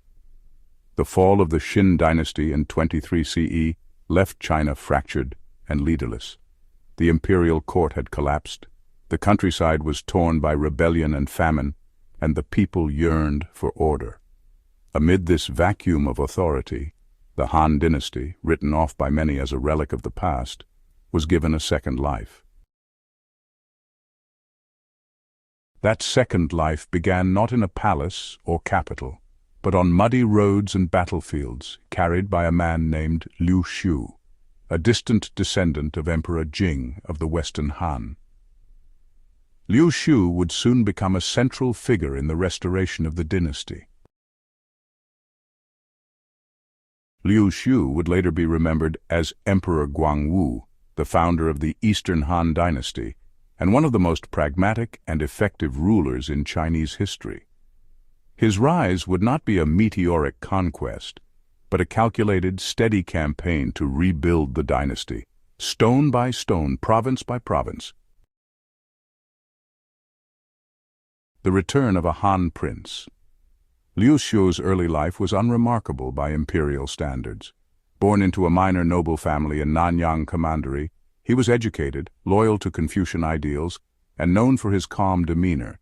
But, he had little wealth or military experience. His entry into rebellion was personal.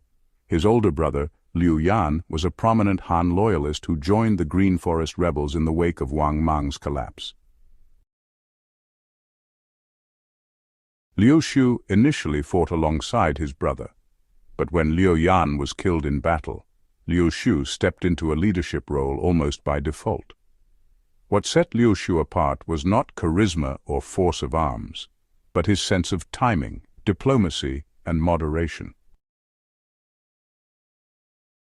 Where others sought glory, Liu Shu sought consolidation.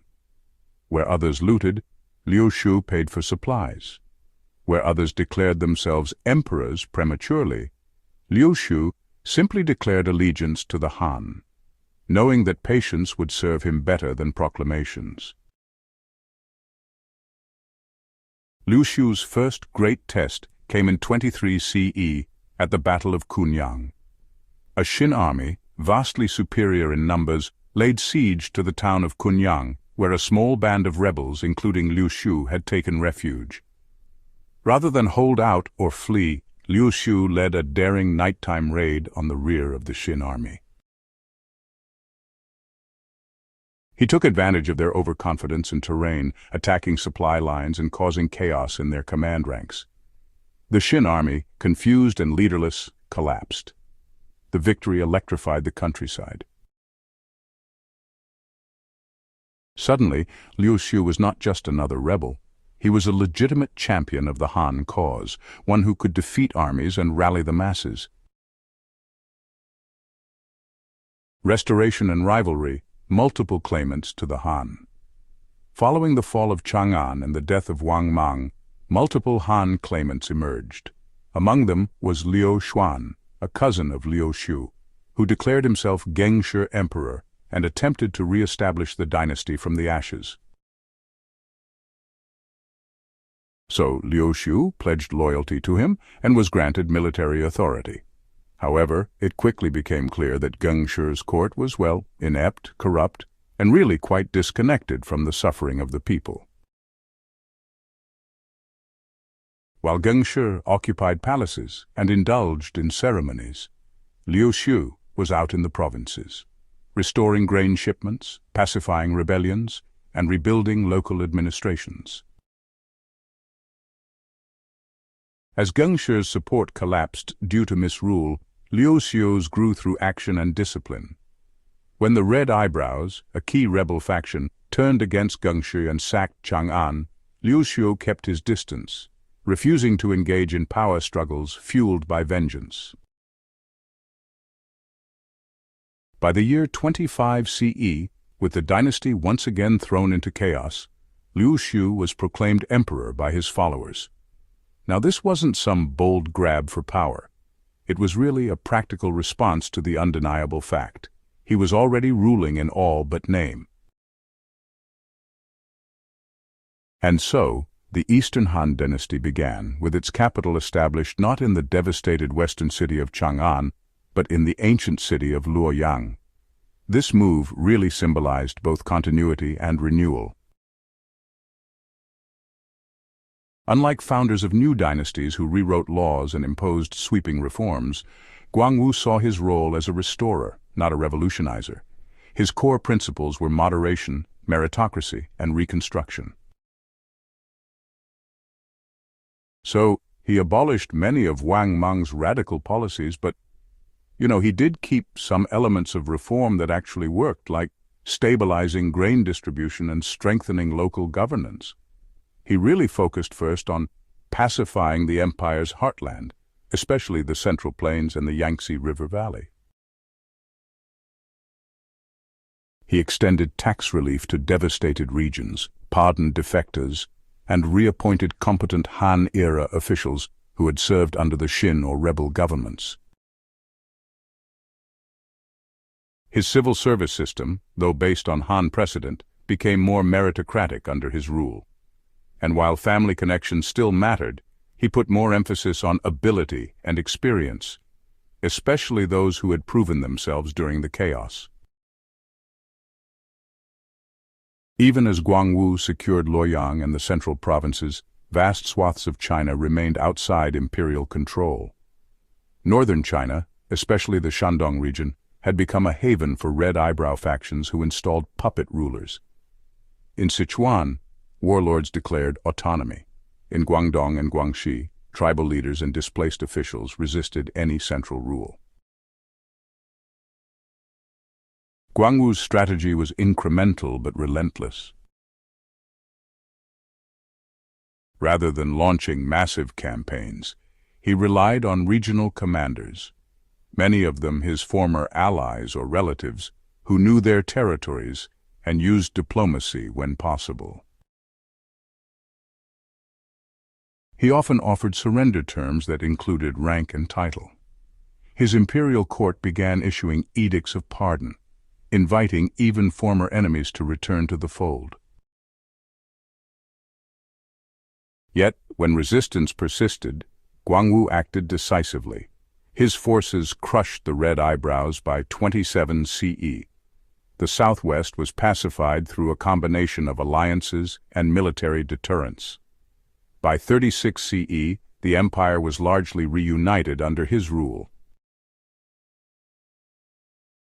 The Eastern Han state that Guangwu built was tighter, leaner, and more centralized than its western predecessor. He reduced the size of the nobility, curbing the power of princes who had once commanded semi-autonomous regions. He avoided appointing relatives to positions of unchecked authority, learning from the downfall of earlier emperors who had been manipulated by clans. He strengthened the secretariat and the censorate, creating internal watchdogs to monitor local corruption and bureaucratic failures. Most importantly, he reduced extravagant court spending and emphasized frugality both as a moral value and a fiscal necessity. The imperial treasury, drained by years of war and misrule, was slowly replenished.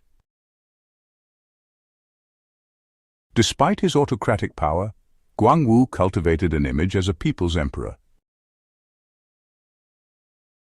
He conducted frequent inspections of provinces, held open court for petitions, and was known to respond personally to letters from commoners.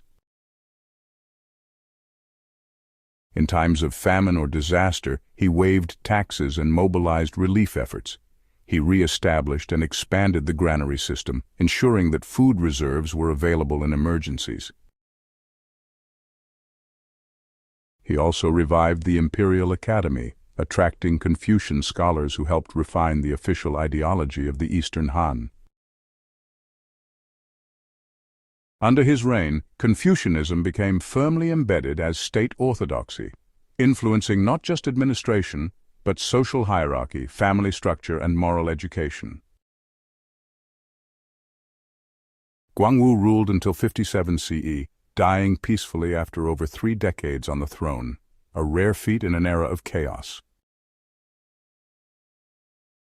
He was succeeded by his son Emperor Ming, who inherited a reunified and relatively stable empire.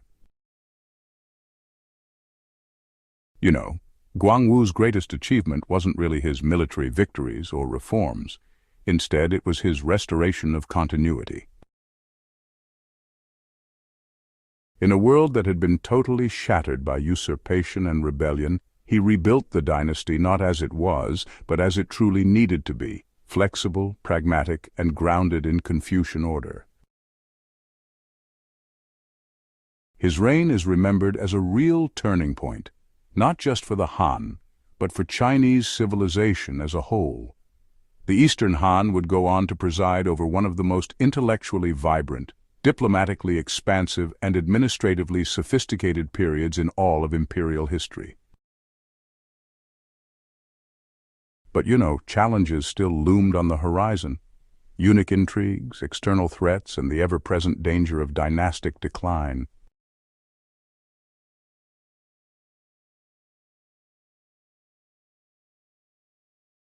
Following the death of Emperor Guangwu in 57 CE, the Eastern Han Dynasty faced the critical question of succession. The new ruler, Liu Zhuang, known posthumously as Emperor Ming, had been groomed for the throne under his father's watchful eye. Where Guangwu had been a restorer of order, Emperor Ming would become an expander of culture and diplomacy, steering the dynasty into a new age marked by ideological consolidation, administrative refinement, and international outreach. His reign not only preserved the fragile unity his father had rebuilt, but also deepened the imperial state's ideological roots in Confucian orthodoxy and brought China into contact with distant civilizations for the first time in its imperial history. Liu Zhuang's early reign was shaped by his strong sense of filial piety and humility. Upon taking the throne, he was cautious not to offend senior ministers who had served his father. He kept many of Guangwu's officials in place and often deferred to their counsel. One of the key influences during the early years of his reign was his mother, Empress Dowager Ma, whose wisdom and restraint became legendary. Empress Ma insisted on humility at court, refused to elevate her own relatives to high positions, and often reminded her son of the Confucian principle of benevolent rule. She became a moral compass within the court and symbolized the ideal of imperial womanhood, wise, temperate, and incorruptible. Though Confucianism had long been a guiding principle for the Han state, it was under Emperor Ming that it became deeply institutionalized. He expanded the Imperial Academy, increasing the number of students and raising the standards for the civil service examinations. Scholars were now expected to master the 5 classics, especially the Book of Rites and Analects, which emphasized hierarchical order, ritual propriety, and moral governance. Emperor Ming ordered the compilation and standardization of Confucian commentaries, sponsoring imperial scholars to refine and codify interpretations of classical texts. For the first time, Confucian learning was not just encouraged. It became the mandatory curriculum for anyone who sought imperial office. This initiative, it really solidified Confucianism as the bedrock of Chinese statecraft for the next 2,000 years. Emperor Ming was acutely aware of the risk that wealth and power would corrupt officials, as had occurred during the final years of the Western Han. To prevent this, he imposed rigorous inspections of provincial governors and local magistrates. He rotated officials between posts to avoid entrenched local loyalties and regularly summoned reports from the censorate, which acted as a watchdog body within the bureaucracy. He also reformed tax policies by adjusting them based on local conditions. Regions struck by floods, droughts, or plague were given tax relief and grain allocations from the state granaries. So the empire saw a relative drop in peasant rebellions and, honestly, a gradual recovery in agricultural productivity. Land was resurveyed and redistributed in some areas, though, the long-standing problem of elite land accumulation continued to simmer under the surface. One of the most pivotal moments in Chinese intellectual history actually occurred during Emperor Ming's reign, the introduction of Buddhism into the imperial court. According to later legend, the emperor had a dream of a golden figure flying through the sky. His advisors interpreted it as a vision of the Buddha, a divine teacher from the West. Inspired, Emperor Ming dispatched envoys to the western regions to seek knowledge of this new teaching.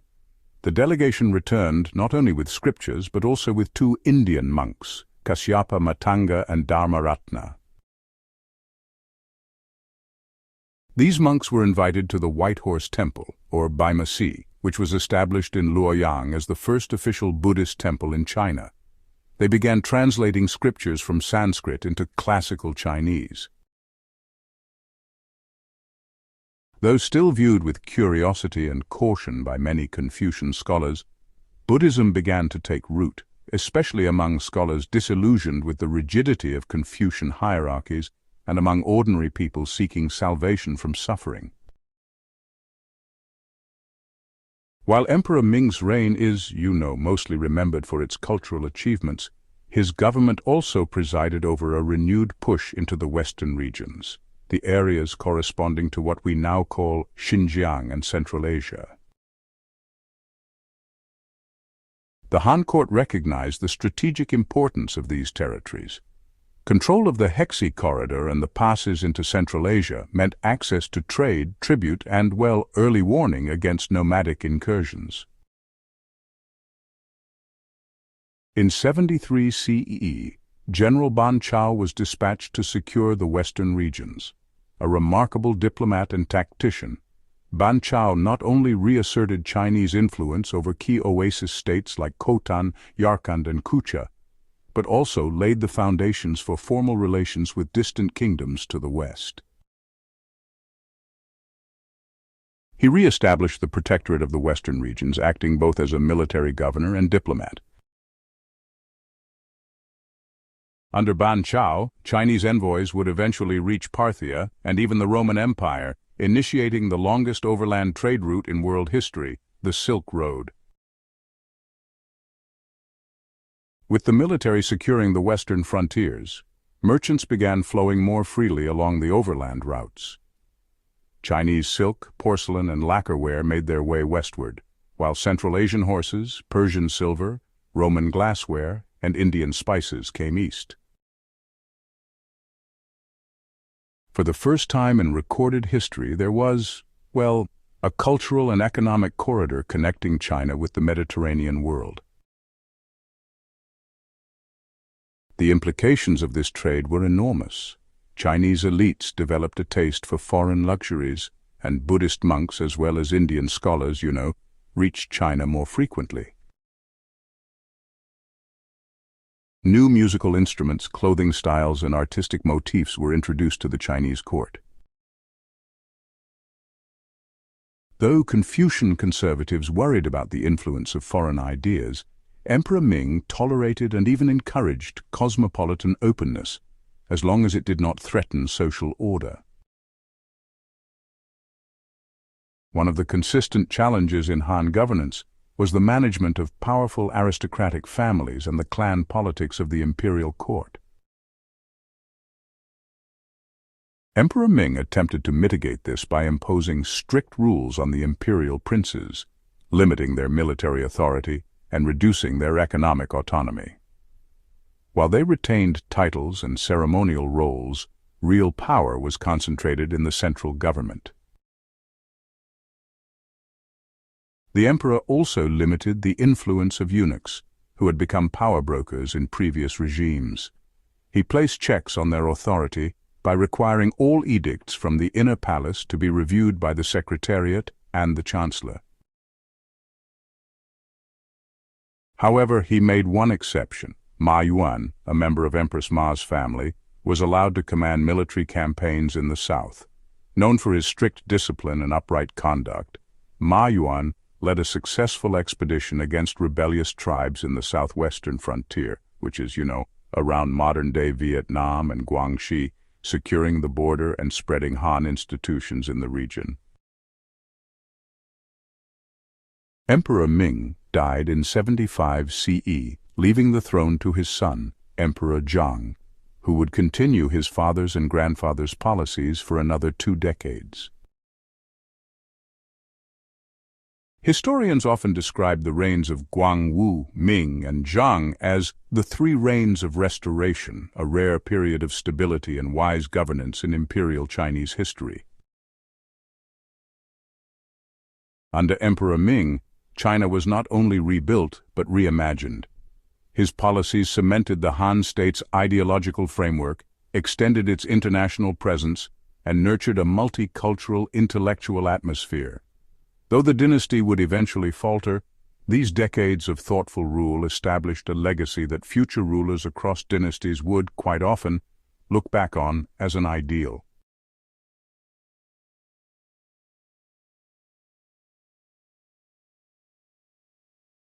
When Emperor Ming died in 75 CE, the imperial mantle passed to his son, Liu Da, who became known to history as Emperor Zhang of Han. The empire he inherited had been stabilized through decades of careful administration, modest reforms, and strategic military campaigns. But Emperor Zhang would not simply maintain the Han's hard-won order, he would elevate it to its greatest height since the reign of Emperor Wu. His reign, lasting from 75 to 88 CE, marked a period of consolidation, prosperity, and unrivaled diplomatic reach. The Han bureaucracy was operating at peak efficiency. Confucian orthodoxy had become deeply entrenched in all corners of the empire, and the Silk Road was in full flow, linking China to Central Asia, Persia, and Rome. Yet beneath this flourishing facade, early signs of decline began to emerge. Whispers of over-centralization, elite land grabs, and the brewing influence of court factions. Emperor Zhang's early life was steeped in virtue and instruction.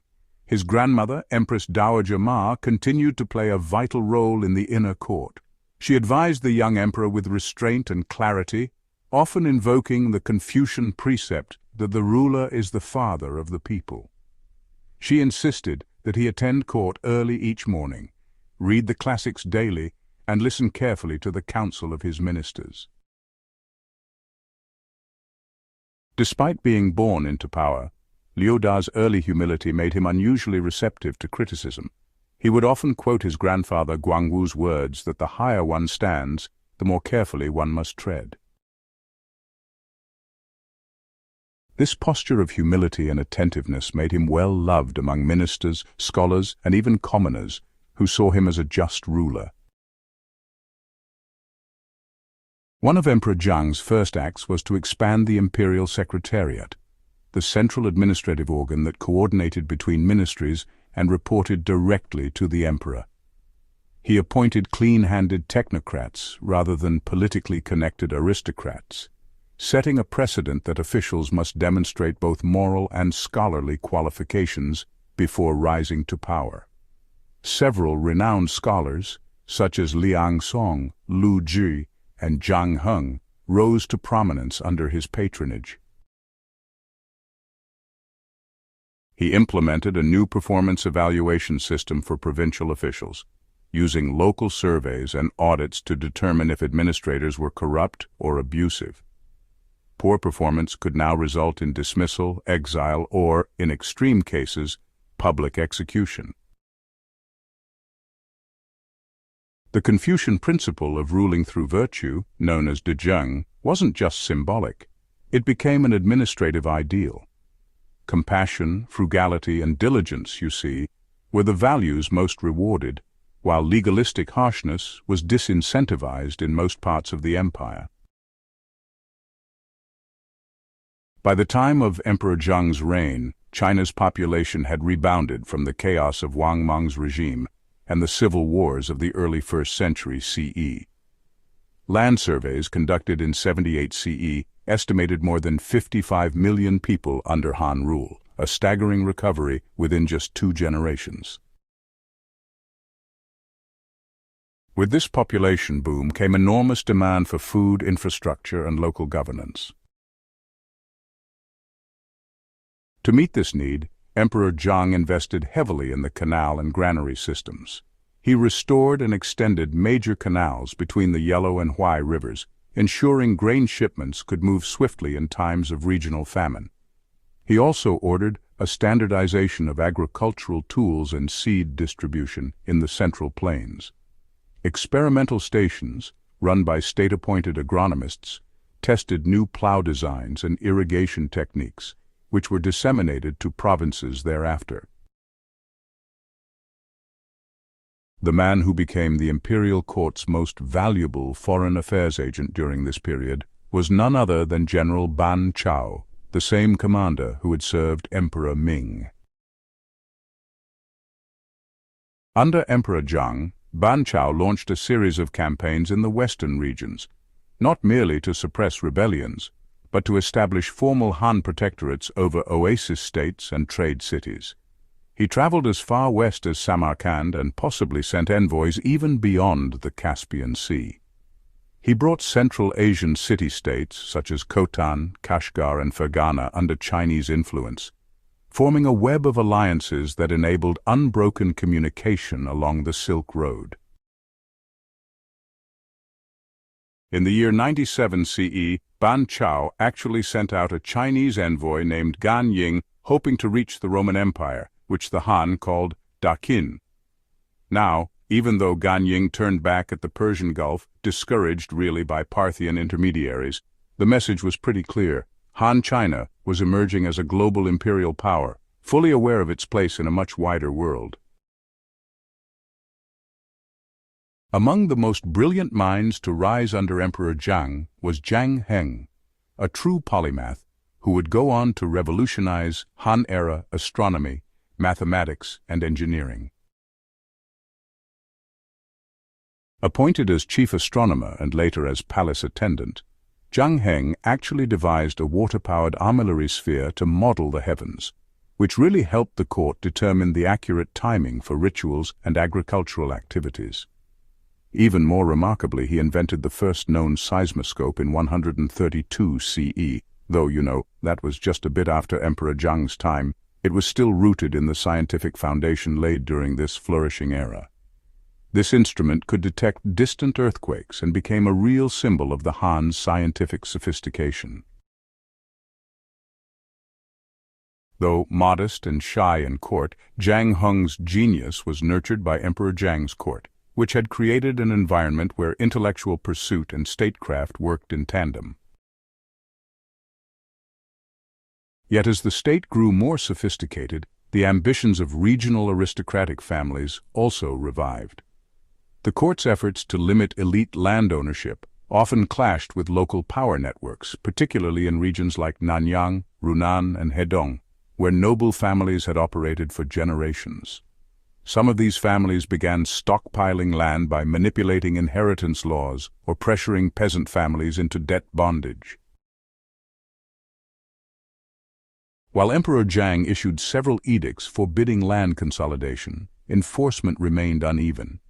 Many magistrates were themselves from gentry backgrounds and turned a blind eye to these abuses. It was a long-term structural issue, a ticking time bomb that would threaten the dynasty's foundations in later decades. One of the subtle yet dangerous effects of prolonged prosperity was the gradual emergence of bureaucratic inertia. Officials became more risk-averse, more obsessed with procedure than outcomes. Reports piled up, audits increased in volume, but genuine reforms grew harder to implement. Some local administrators began focusing more on pleasing their superiors than addressing the real concerns of their districts. There was also a growing gap between court and countryside. In remote provinces where imperial authority was weak, crime rose, and informal militias began to form. Banditry in the southwestern hills and piracy in the southeastern coasts returned in small waves, quietly testing the state's reach.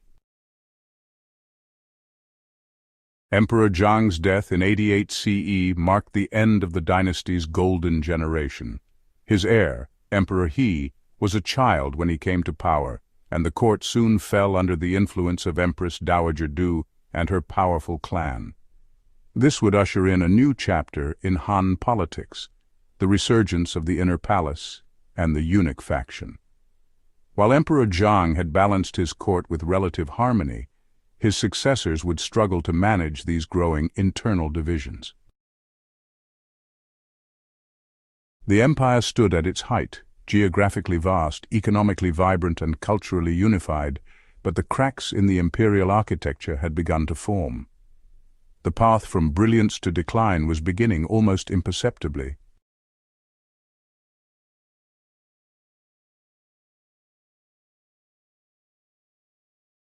The golden glow of Emperor Zhang's reign faded with his passing in 88 CE, leaving the throne to a child, Liu Zhao, posthumously known as Emperor He. At barely 10 years old, the boy emperor had little say in the affairs of empire.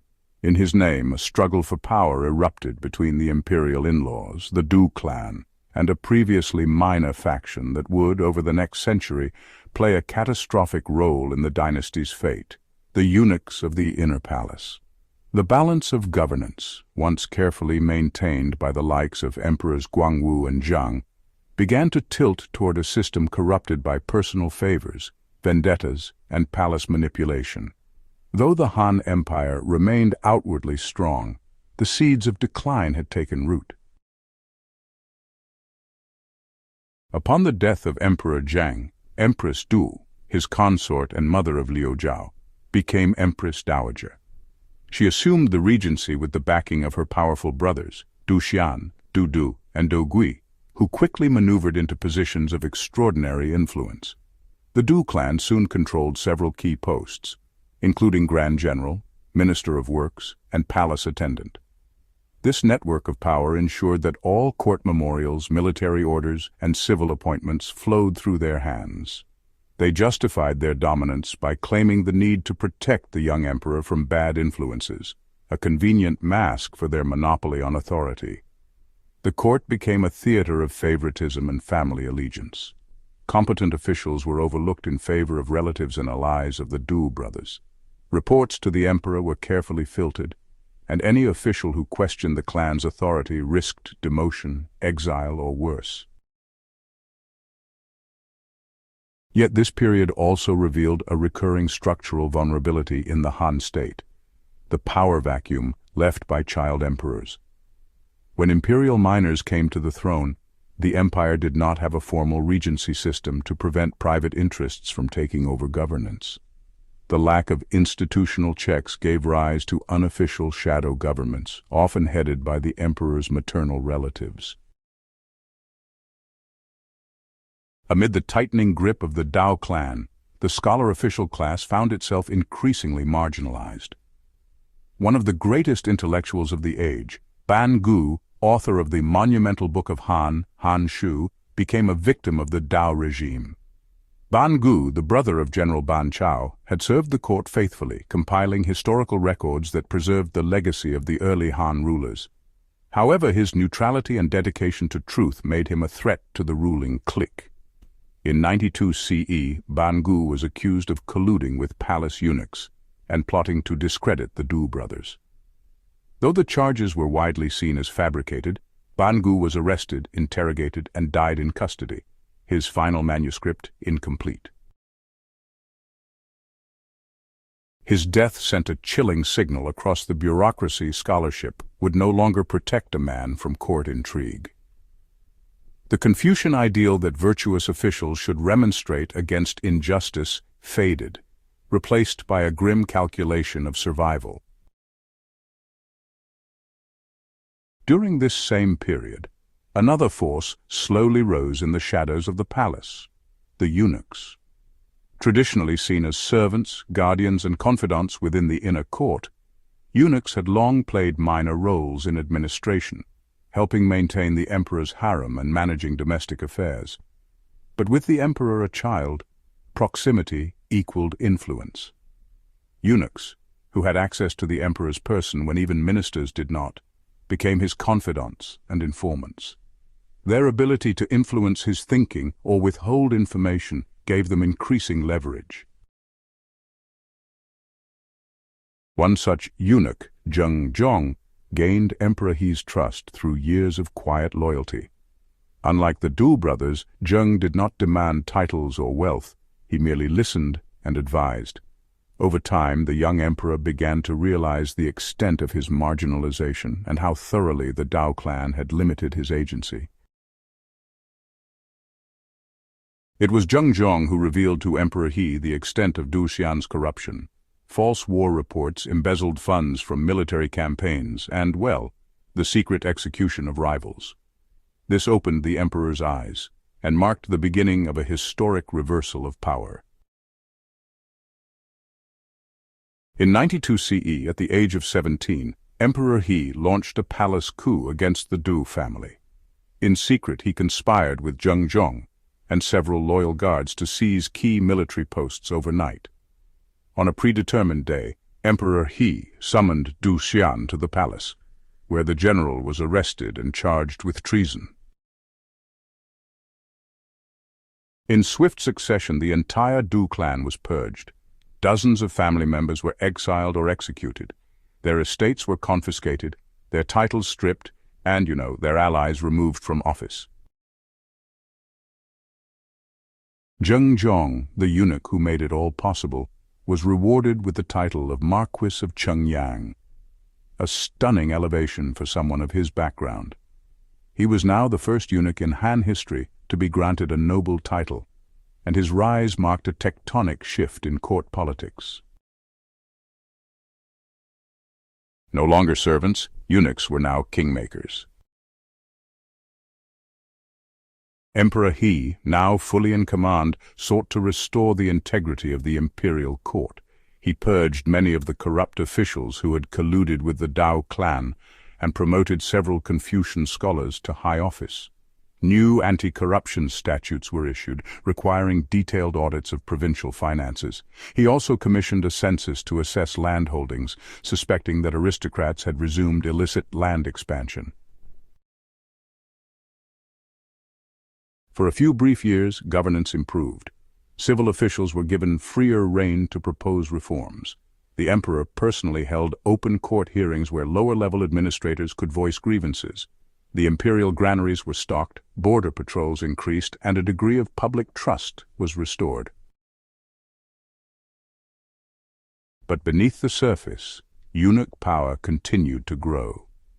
More and more emperors, especially those who had ascended young, came to depend on them for emotional and political support.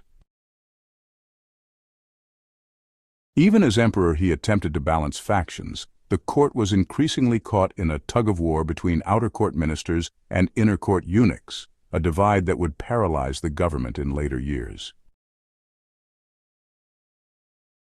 Emperor He died unexpectedly in 105 CE at the age of 27. Though his reign had moments of reform and stabilization, it had also, entrenched new dangers. His young son, Liu Long, ascended the throne as Emperor Shang, but lived only a year. He was succeeded by Liu Hu, who became Emperor An at the age of 12. And so the cycle began again, a minor on the throne, a regency dominated by his maternal relatives, the Yan clan, an increasing reliance on eunuchs for access to the emperor. By this time, eunuchs like Li Runcailun and Jiang Jing had solidified their presence as permanent fixtures of imperial politics. Cailun, famed for his development of paper, also oversaw palace communications and censorship, a role once reserved for ministers. The court no longer functioned as a single unit. The emperor sat at the nexus of four competing power blocks: the Confucian scholar officials of the outer court, the eunuch advisors of the inner palace, the Empress Dowager's family and their allies, and, well, the provincial aristocracy, who were growing wealthier and more independent. This fragmentation of power would have profound consequences. While the early Eastern Han emperors had operated under a relatively unified system of governance, the increasing infighting and factionalism now paralyzed decision-making. Military expeditions stalled due to lack of coordination. Tax policies became inconsistent. Infrastructure projects were delayed or left half-finished. Most troubling of all, the people began to lose faith in the moral authority of the Han court. Corruption at the local level, well, it just kept getting worse. Magistrates, instead of tackling regional problems, competed for court backing. Bandits started to reappear across the empire, and you could feel peasant resentment simmering just beneath the surface. The Han Dynasty, once held together by the ideals of Confucian meritocracy and dynastic virtue, was now honestly becoming a battleground for self-serving factions. Though the empire hadn't yet collapsed, the early warning signs were, flashing everywhere. The central government was growing more and more disconnected from the provinces. Peasant grievances just went unanswered. Regional landlords, well, they grew more powerful than ever before. And the inner palace, which used to be a symbol of imperial majesty, had really become a nest of political manipulation. The next few decades would see all this tension explode in rebellions, assassinations, and dynastic crises that, in the end, would shatter the Han world. But before the storm truly broke, the court would witness the rise of one of its most infamous emperors, a ruler whose personal vices and political blindness would, unfortunately, hasten the collapse of the dynasty he inherited.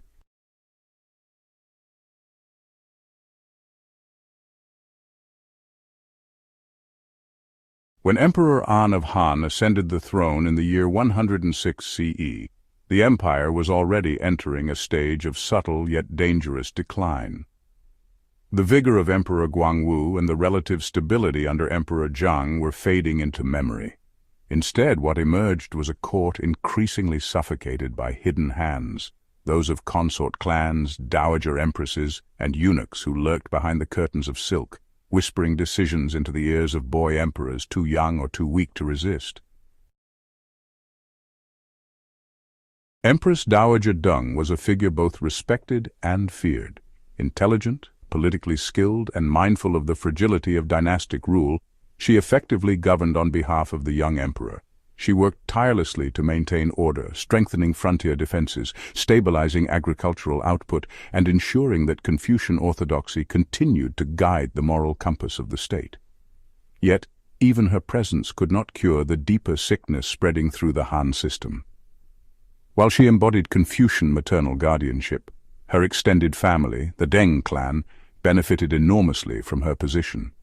High offices, lands, and privileges were poured into the hands of her kin, repeating a dangerous pattern that had haunted the dynasty since the days of Empress Lu in the early Han, the rise of consort families that threatened to eclipse imperial authority. When Empress Dowager Deng died in 121 CE, the fragile balance she had maintained unraveled swiftly. Freed from his grandmother's shadow, Emperor An sought to assert his own will, but his vision of rulership was narrow and corrupted. Rather than embodying the Confucian virtues of benevolence, moderation, and responsibility to the people, Emperor An indulged in extravagance and placed trust in favorites unworthy of the empire. He elevated his wet nurse, surnamed Wang, and her relatives, granting them powerful posts. His empress, Yanji, quickly emerged as a ruthless political player, eliminating rivals within the harem and installing her family members in influential offices. The imperial household, once a symbol of cosmic order, became a theater of vicious competition where whispers carried more weight than edicts. Eunuchs, too, began to weave themselves deeper into the machinery of governance. With their close access to the emperor's person, they acted as gatekeepers, filtering information and manipulating imperial decisions. The scholar officials, steeped in Confucian ideals of moral service, found themselves increasingly sidelined by a palace dominated by intrigue and greed. Under Emperor Han, corruption reached new heights. Officials purchased their posts, taxes were diverted into private treasuries, and peasants were squeezed to breaking point. Wealthy landowners expanded their estates by swallowing up small farms, leaving once-free farmers as tenant laborers or, well, bonded dependents. Though Emperor An's reign did not yet see the full explosion of popular revolt that would later engulf the dynasty, the seeds were sown. Intellectuals wrote of the moral decay of leadership. Families whispered of injustice as they buried children starved by famine. Soldiers along the frontiers muttered about poor supplies and corrupt commanders who cared more for bribes than defense. The empire was vast, still formidable in outward appearance, but within its heart the rot deepened. The silk curtains that shielded the emperor from the world also blinded him to the suffering of his people. Emperor An's reign came to an abrupt end in the year 125 CE. He died suddenly at the age of 32, under circumstances that, aroused suspicion. Some whispered that poison had hastened his end, perhaps orchestrated by Empress Yanji, whose ambitions did not die with her husband. His death left the empire in turmoil. He had no surviving sons of age to inherit the throne, and once again the empire fell into the hands of dowagers and regents. The wheel of palace intrigue turned anew, and with it the dynasty spiraled further into instability. Historians would remember Emperor An as one of the weakest rulers of the Han, a man whose personal shortcomings mirrored the broader decline of the dynasty. His reign marked a turning point, the acceleration of corruption, the rising dominance of eunuchs and consort clans, and the growing alienation of the people from the court that claimed to rule in their name. The dynasty had not yet fallen, but the moral authority of the Han was deeply eroded. What once stood as a radiant empire of order now began to stumble under the weight of its own corruption.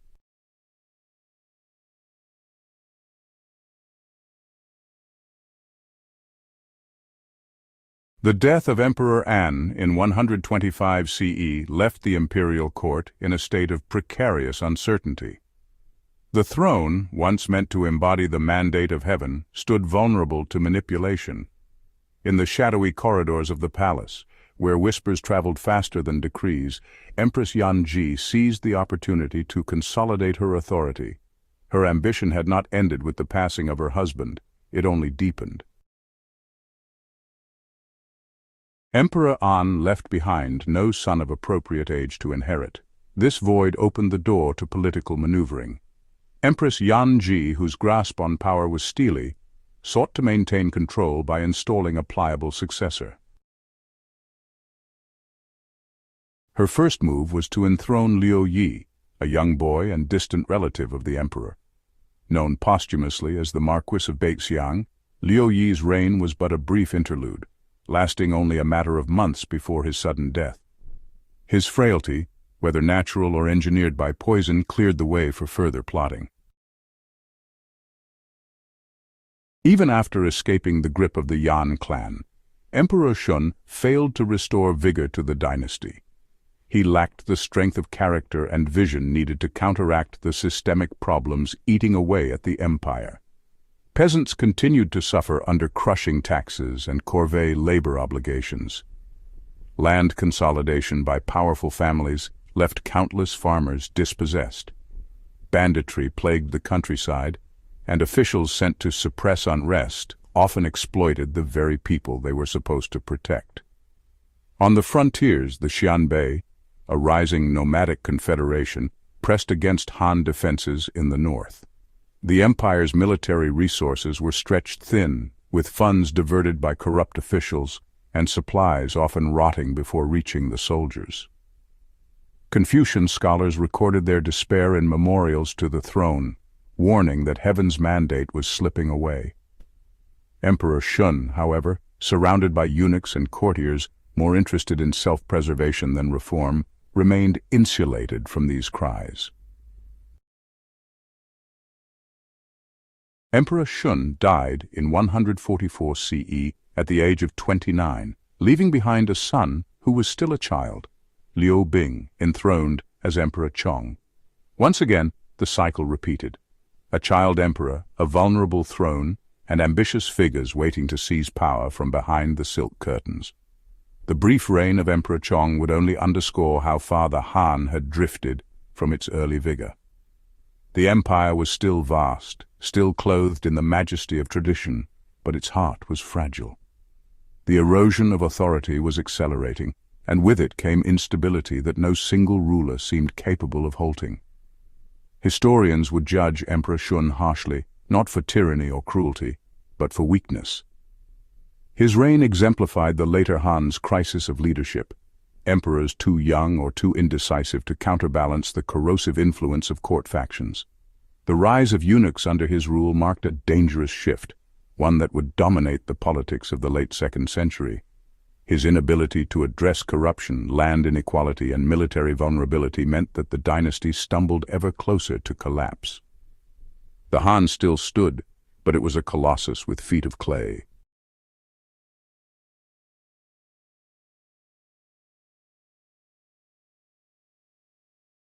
The death of Emperor Shun in 144 CE left the Han court once again in the grip of uncertainty. The throne was inherited by his young son Liu Bing, known posthumously as Emperor Chong. At just 2 years old, the boy was far too young to exercise authority. His reign, brief and overshadowed by palace intrigue, serves as one of the clearest examples of the dynasty's growing reliance on child emperors, symbols of power rather than wielders of it. The installation of a 2-year-old as emperor laid bare the fragility of later Han politics. The throne, once the seat of resolute rulers like Emperor Guangwu and Emperor Zhang, had become a ceremonial prize for factions within the court. Real authority rested not in the child, who could barely form words, but in those who surrounded him. The Empress Dowager, Liang Na, widow of Emperor Shun, stepped forward to act as regent.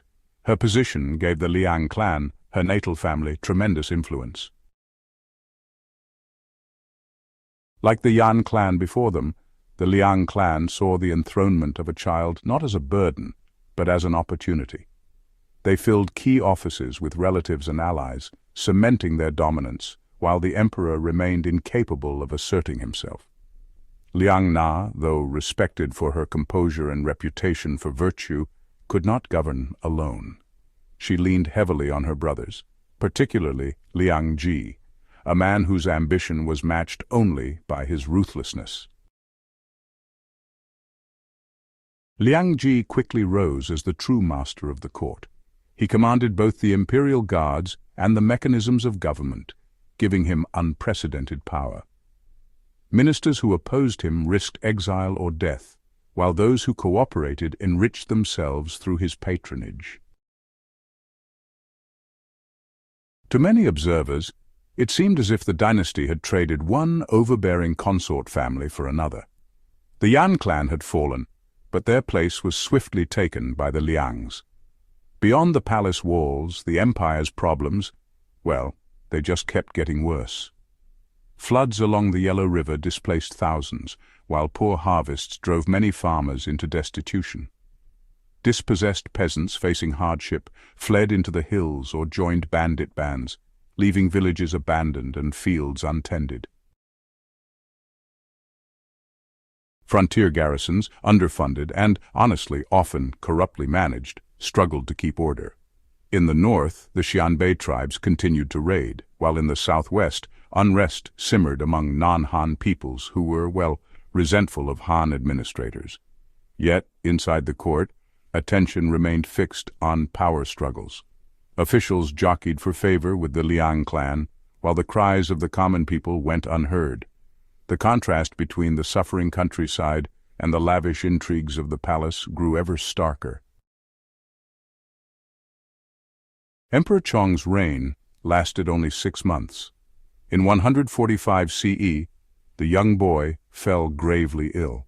Despite the efforts of court physicians, he died before his 3rd birthday.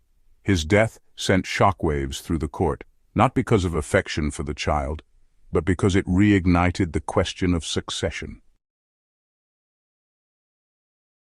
Another infant had occupied the throne briefly, and, well, another vacancy now loomed.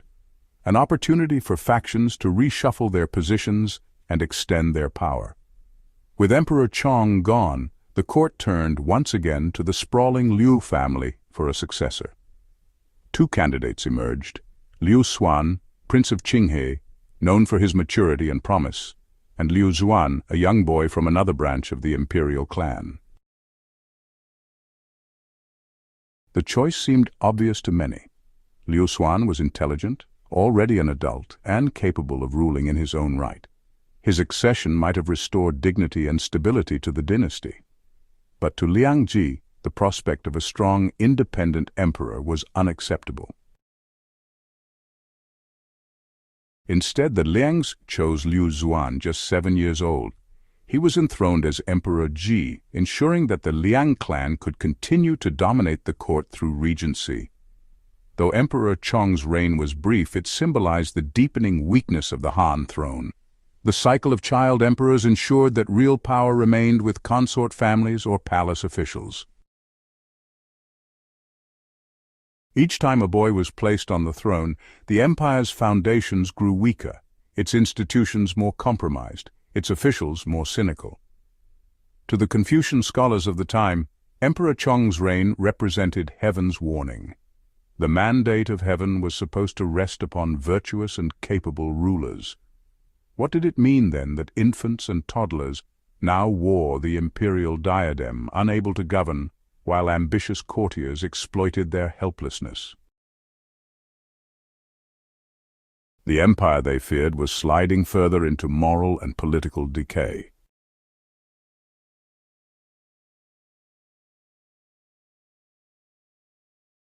The death of Emperor Chong in 145 CE left the throne vacant once again, and with it came another struggle over succession. The decision fell not to the will of heaven alone, but to the manipulations of the Liang clan, particularly the formidable Liang Ji. What followed was a reign that further exposed the dynasty's fragility, as the throne became a mere stage for powerful ministers and families to display their dominance. When it came time to select the next emperor, there were 2 obvious candidates: Liu Xuan, Prince of Qinghe, an adult with intelligence, virtue, and the ability to govern independently. And then there was Liu Zuan, a child of only 7 years old. Had Liu Xuan been chosen, the Han might have regained stability under the guidance of a strong, capable ruler. But Liang Ji and his family feared precisely that. A mature emperor would not tolerate their control and might well strip the Liangs of their influence. Thus, the choice fell upon Liu Xuan, who became Emperor Ji of Han. His enthronement ensured that Liang Ji's grip on power would not be challenged for the moment. With a child emperor enthroned, Liang Ji became the effective ruler of the empire. Tall, imposing, and deeply ambitious, Liang Ji dominated the court with a mixture of intimidation and cunning. He filled offices with his supporters, silenced dissent through executions, and treated the empire as his personal domain. Even the Empress Dowager Liang Na, his sister, could not restrain him. While she was respected for her virtue, her gentle nature and unwillingness to confront her brother allowed his influence to grow unchecked. In practice, the young Emperor Ji was a puppet, little more than a figurehead, whose words and decrees were dictated by Liang Ji. Though still a child, Emperor Ji was not entirely without awareness. Contemporary records describe him as bright and perceptive, able to recognize the corruption around him. It is said that once, upon hearing Liang Ji referred to as an honored servant of the dynasty, Emperor Ji remarked, "How can one who strangles the empire be honored?" In 146 CE, barely a year into his reign, Emperor Zhi died suddenly at the age of 8. Officially, his death was attributed to illness. Yet whispers spread through the capital that Liang Ji had poisoned him. The young emperor's outspokenness had marked him as a threat, and in the ruthless world of court politics, even a child could not be spared if he stood in the way of power. Whether the rumors were true or not, the timing of his death and the circumstances of his reign left little doubt in the minds of many. Liang Ji had orchestrated it. With Emperor Zhi's death, the throne was empty once more. Once again, the court turned to the sprawling Liu clan for a new candidate. Liang Ji now faced a choice: continue enthroning child emperors to maintain control, or risk placing an adult on the throne. This time, fearing the unrest his actions had already caused, he allowed the selection of an older boy, Liu Ji, the Prince of Bohai, who would become Emperor Huan. For a moment it seemed that a stronger ruler might finally reassert imperial dignity. Yet Liang Ji underestimated the will of Emperor Huan, who, though young, would grow into a man determined to reclaim authority from the tyrannical regent. The reign of Emperor Ji, though brief, epitomized the dangerous cycle the dynasty had fallen into. Powerful families manipulated the throne, placing children on it to secure their own dominance, only to see instability worsen. Liang Ji's power seemed unshakable in 146 CE, but the seeds of his downfall were already being sown.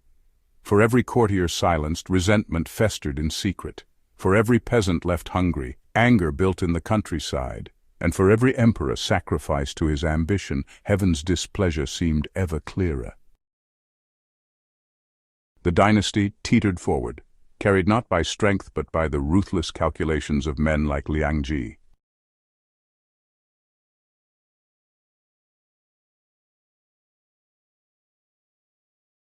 The year was 146 CE. The throne of the Han Dynasty had once again passed into the hands of a boy, Liu Ji, the Prince of Bohai, who was enthroned as Emperor Huan. Unlike his predecessor, Emperor Ji, who had been only a child of 7, Liu Ji was 13 years old enough to sense the meaning of power, yet still young enough to be shaped by those around him. At first, Emperor Huan's reign appeared destined to follow the same tragic pattern as before, a young emperor overshadowed by the towering figure of Liang Ji, who still held the empire in his grip. But unlike his predecessors, Emperor Huan would not remain passive. His reign became defined by a gradual, dangerous struggle, an emperor against his regent, a dynasty against its parasites. Emperor Huan was born into an unremarkable branch of the imperial clan, far removed from the main line of succession. His father, Liu Hong, had been a minor prince, and Liu Zhi grew up in relative obscurity. His sudden elevation to the throne was not the result of his own merit but of Liang Ji's manipulation. The regent believed that, like Emperor Zhi before him, this boy could be molded into a pliant puppet. At first, that assumption seemed correct. Emperor Huan lacked a strong power base, had no immediate allies in the court, and faced an empire still firmly in the hands of Liang Ji. Liang Ji had reached the zenith of his power. He controlled the court, commanded armies, and wielded the treasury as if it were his personal property. He appointed his own followers to the highest offices. He removed ministers who opposed him. He enriched himself and his family while neglecting the needs of the empire. He openly flaunted luxury, building mansions more splendid than the imperial palace itself. So arrogant had he become that many whispered he desired the throne itself, though he dared not claim it. Liang Ji believed himself untouchable, and in this arrogance he made a fatal mistake. He underestimated Emperor Huan. As he grew older, Emperor Huan began to see the true state of his dynasty. Reports reached him of peasants crushed by taxes, of soldiers sent to guard Liangji's estates instead of the frontiers, and of merchants who bribed their way into titles while noble scholars were left destitute. The emperor's own dignity was daily diminished by Liangji's overbearing presence. Every decree, every policy, every appointment passed through the regent's hands. Emperor Huan was reduced to a ceremonial figurehead, an emperor in name but not in reality.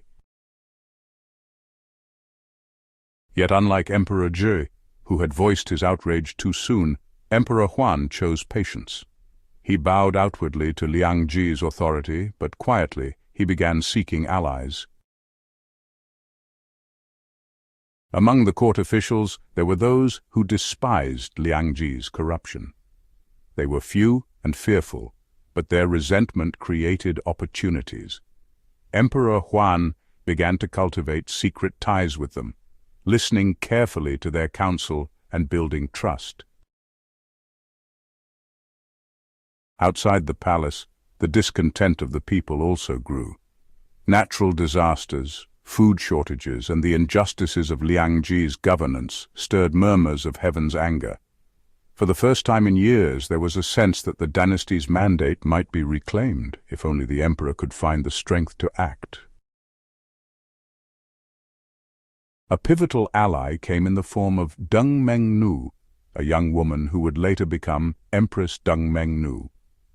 Initially adopted by Liangji's wife as a means to cement his influence, she instead became a partner to Emperor Huan, helping him navigate the treacherous waters of court intrigue.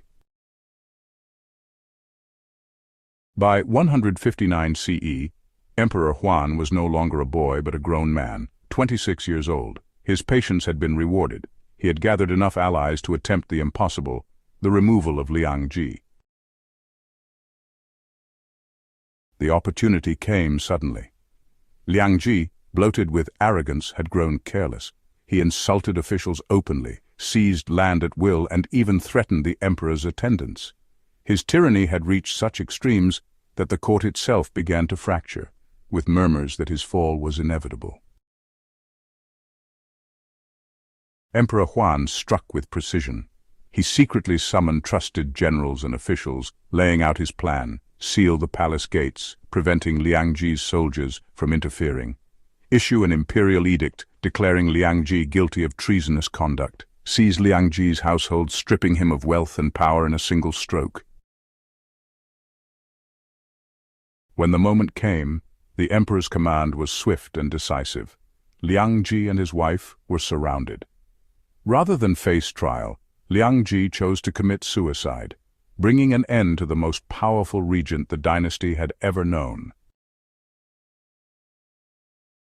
The death of Liangji was greeted with relief throughout the empire. His estates, vast beyond measure, were confiscated and redistributed. His supporters were purged from the government. At last, the suffocating grip of the Liang clan had been broken. For Emperor Huan, it was a triumph. He had done what no boy emperor before him could achieve. He had destroyed the regent who overshadowed the throne. But the victory came at a cost. For while Liangji was gone, the pattern of corruption he embodied was not. Eunuchs now began to rise in prominence, filling the void he left behind.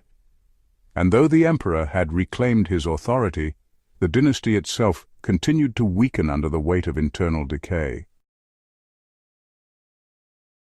Emperor Huan's reign would be remembered for this pivotal moment, the overthrow of Liangji. It was a rare spark of imperial strength in a century otherwise marked by decline. Yet it was also a reminder that the Han Dynasty's greatest threat came not from foreign invaders, but from within its own palace. The mandate of heaven, once so firmly in Han hands, now flickered, uncertainly shaken by decades of corruption, rebellion, and intrigue. The empire still stood, but its foundations were cracking.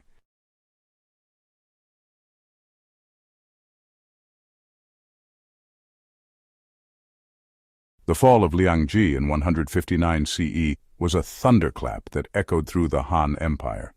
For years the regent had seemed untouchable. his hand in every affair of state, his shadow looming larger than the emperor's own. When Emperor Huan brought him down, there was a fleeting sense of renewal, as though the dynasty might shake off its chains and return to the vigor of old.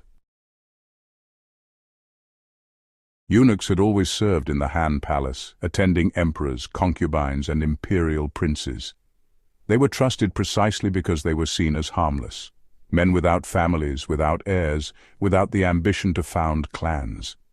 Unlike empresses' brothers or dowager empresses' relatives, eunuchs were believed to pose no dynastic threat. But power is never harmless. And in the wake of Liang Ji's fall, eunuchs emerged as the emperor's most trusted allies. They had aided Emperor Huan in his plot against Liang Ji, carrying messages, securing access to the palace gates, and rallying loyal troops. They now received the emperor's gratitude in the form of titles, lands, and authority. With no rival clan to challenge them, their influence grew unchecked. What began as a reward soon became domination. Emperor Huan, though victorious over Liang Ji, was not the strong ruler his triumph suggested.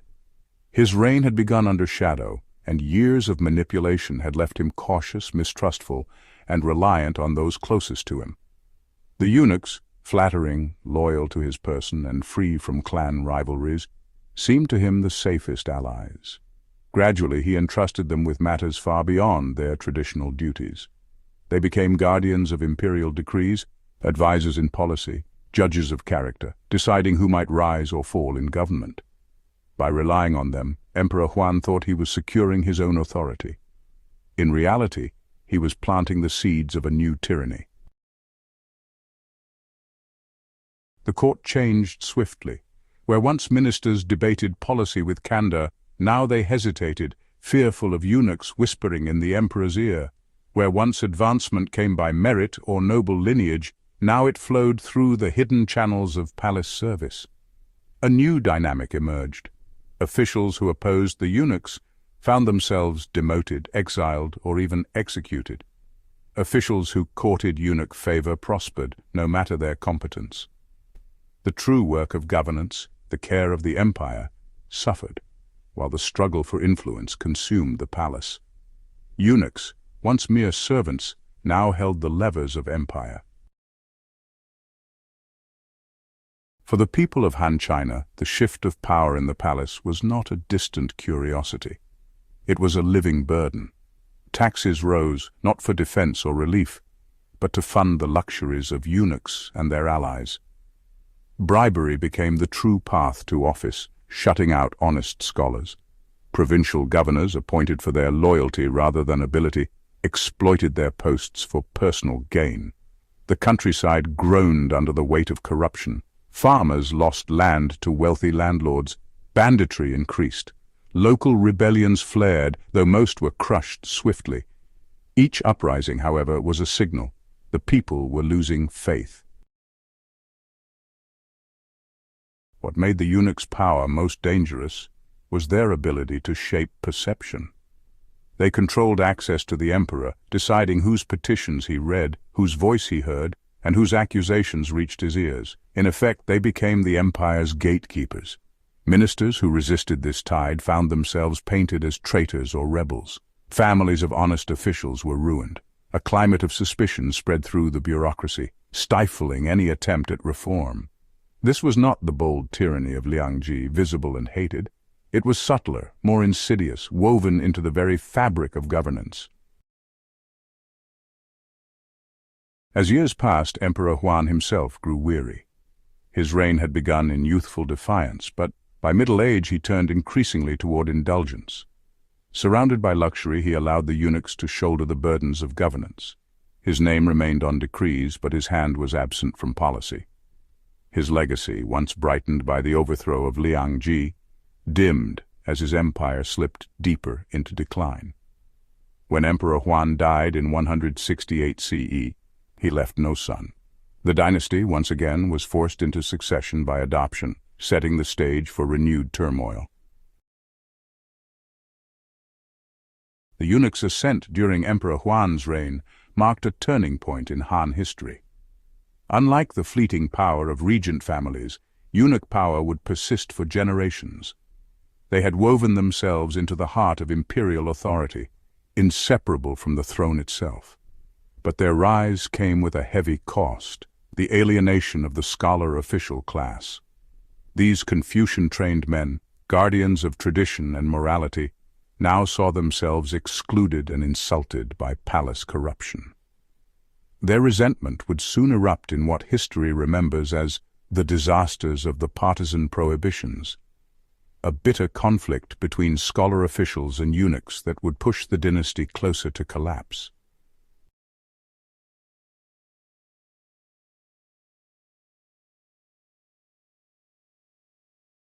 The death of Emperor Huan in 168 CE cast the empire into uncertainty once again. With no heir of his own, the throne passed to Emperor Ling, a boy of only 12 years. As always in such moments, the true question was not who wore the crown, but who wielded power behind it. And in this case, the answer was clear: the eunuchs. Their influence, built carefully under Emperor Huan, now blossomed into open control. They had the emperor's trust, the loyalty of palace guards, and the ability to silence rivals before their voices could carry. Yet while they commanded the palace, they did not command respect. In the wider empire, a storm was gathering. For generations, the Han Dynasty had relied on scholar officials trained in the Confucian classics. These men believed themselves the guardians of virtue, duty, and righteous governance. They saw the emperor as the son of heaven, tasked with maintaining harmony through benevolence and justice. But what they now witnessed was the opposite: eunuchs manipulating appointments for bribes, tax burdens crushing the common people, officials who dared to speak out punished with exile or death. To the scholars, the empire was drifting away from its Confucian ideals into the abyss of corruption. Their frustration simmered, and under Emperor Ling, it would boil into open defiance. It began with words. Outspoken officials submitted memorials condemning the eunuchs, urging the emperor to restore governance to the upright and worthy. Among them was Chen Fan, a senior official of integrity and courage. He warned the young Emperor Ling that relying on eunuchs would invite disaster, likening their corruption to rot within a mighty tree. Others followed: ministers, scholars, and provincial administrators. Together, their voices swelled into a chorus of protest. But the eunuchs controlling the palace ensured that these memorials were either suppressed or twisted into accusations of disloyalty. Those who signed them were mocked. The officials who resisted eunuch dominance became known as the partisans. Though scattered across the empire, they shared a vision to restore Confucian order, to protect the people, and to limit eunuch corruption. They were not a formal faction at first, but persecution united them. They began to correspond in secret, encouraging one another. They promoted candidates who shared their values. They defended those who were dismissed for opposing the eunuchs. In this solidarity, they found strength. Yet their unity also made them more dangerous in the eyes of their enemies. The eunuchs saw the partisans not as moral critics, but as rivals for power, and rivals had to be destroyed. Yet repression did not silence the scholars. Instead, it deepened their resolve. The Confucian ideal demanded loyalty not to corrupt ministers, but to virtue itself. Even if silenced in office, they continued to write, to teach, and to inspire younger generations of students. By 167 CE, when Emperor Huan died and Emperor Ling ascended, the partisan spirit was alive and well, though its leaders were bruised. Once again they raised their voices against the eunuchs, emboldened by the change of ruler. The eunuchs struck again, this time more viciously. In 169 CE, under the young Emperor Ling, they orchestrated the second disaster of the partisan prohibitions. Hundreds of officials, scholars, and students were accused of disloyalty. Many were imprisoned or executed. A sweeping ban was issued. No member of the partisan faction could hold office, even at the local level. For more than a decade, this prohibition stood. It was one of the darkest blows ever dealt to the scholar official class. Generations of Confucian students saw their careers destroyed before they began.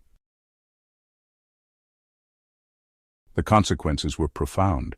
The Confucian elite, once the moral backbone of the dynasty, were now alienated and embittered. The eunuchs, triumphant in court, had gained absolute control, but at the cost of legitimacy. The people, watching this struggle, saw only corruption above and suffering below. Taxes rose, granaries emptied, and landlords grew fat on the misery of displaced peasants. In the provinces, resentment brewed. This was no longer simply a feud within the palace. It was a wound at the empire's heart, bleeding into every corner of Han society. While the eunuchs celebrated their dominance, they were blind to the deeper danger. By silencing the scholars, they deprived the dynasty of its most loyal servants. By taxing the farmers, they stoked unrest. By elevating corrupt officials, they weakened defenses at the borders. The Han Dynasty was beginning to crack, not from a single blow, but from countless fractures spreading silently through its foundations. Within 2 decades, these fractures would rupture into open rebellion. The eunuchs thought they had secured their power. In truth, they had doomed themselves.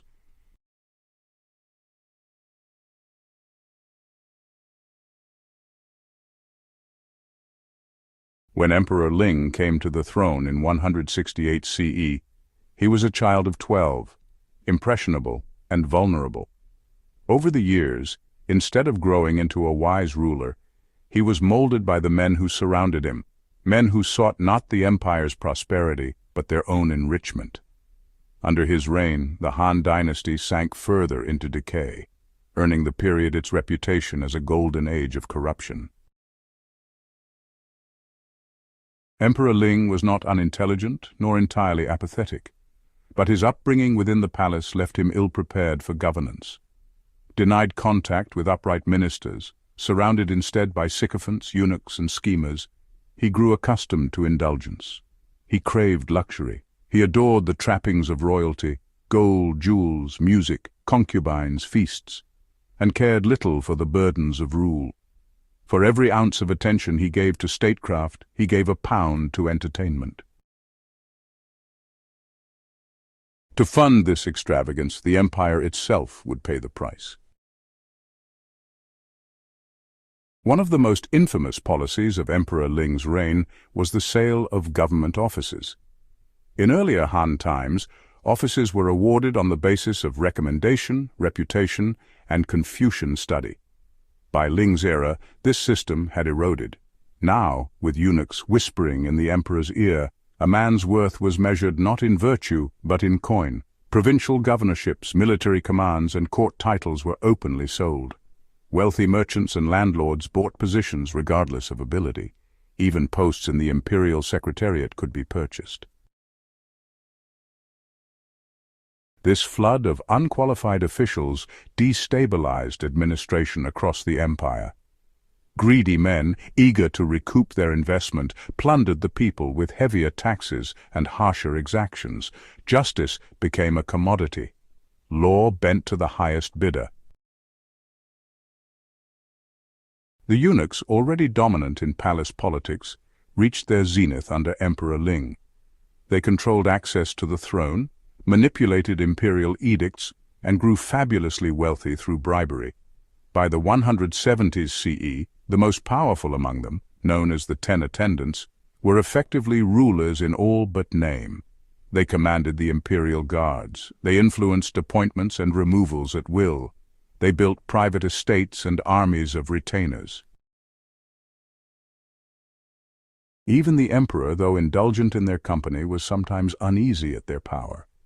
Yet he lacked the will or the independence to restrain them. The emperor's projects, well, they absolutely drained the treasury. He commissioned palaces, theaters, and these fancy ornamental gardens, all the while neglecting, really important things like canals, granaries, and frontier defenses. He taxed the people heavily, not for the empire's needs, but honestly, just for his own pleasures. The peasants, they bore the heaviest burden of all.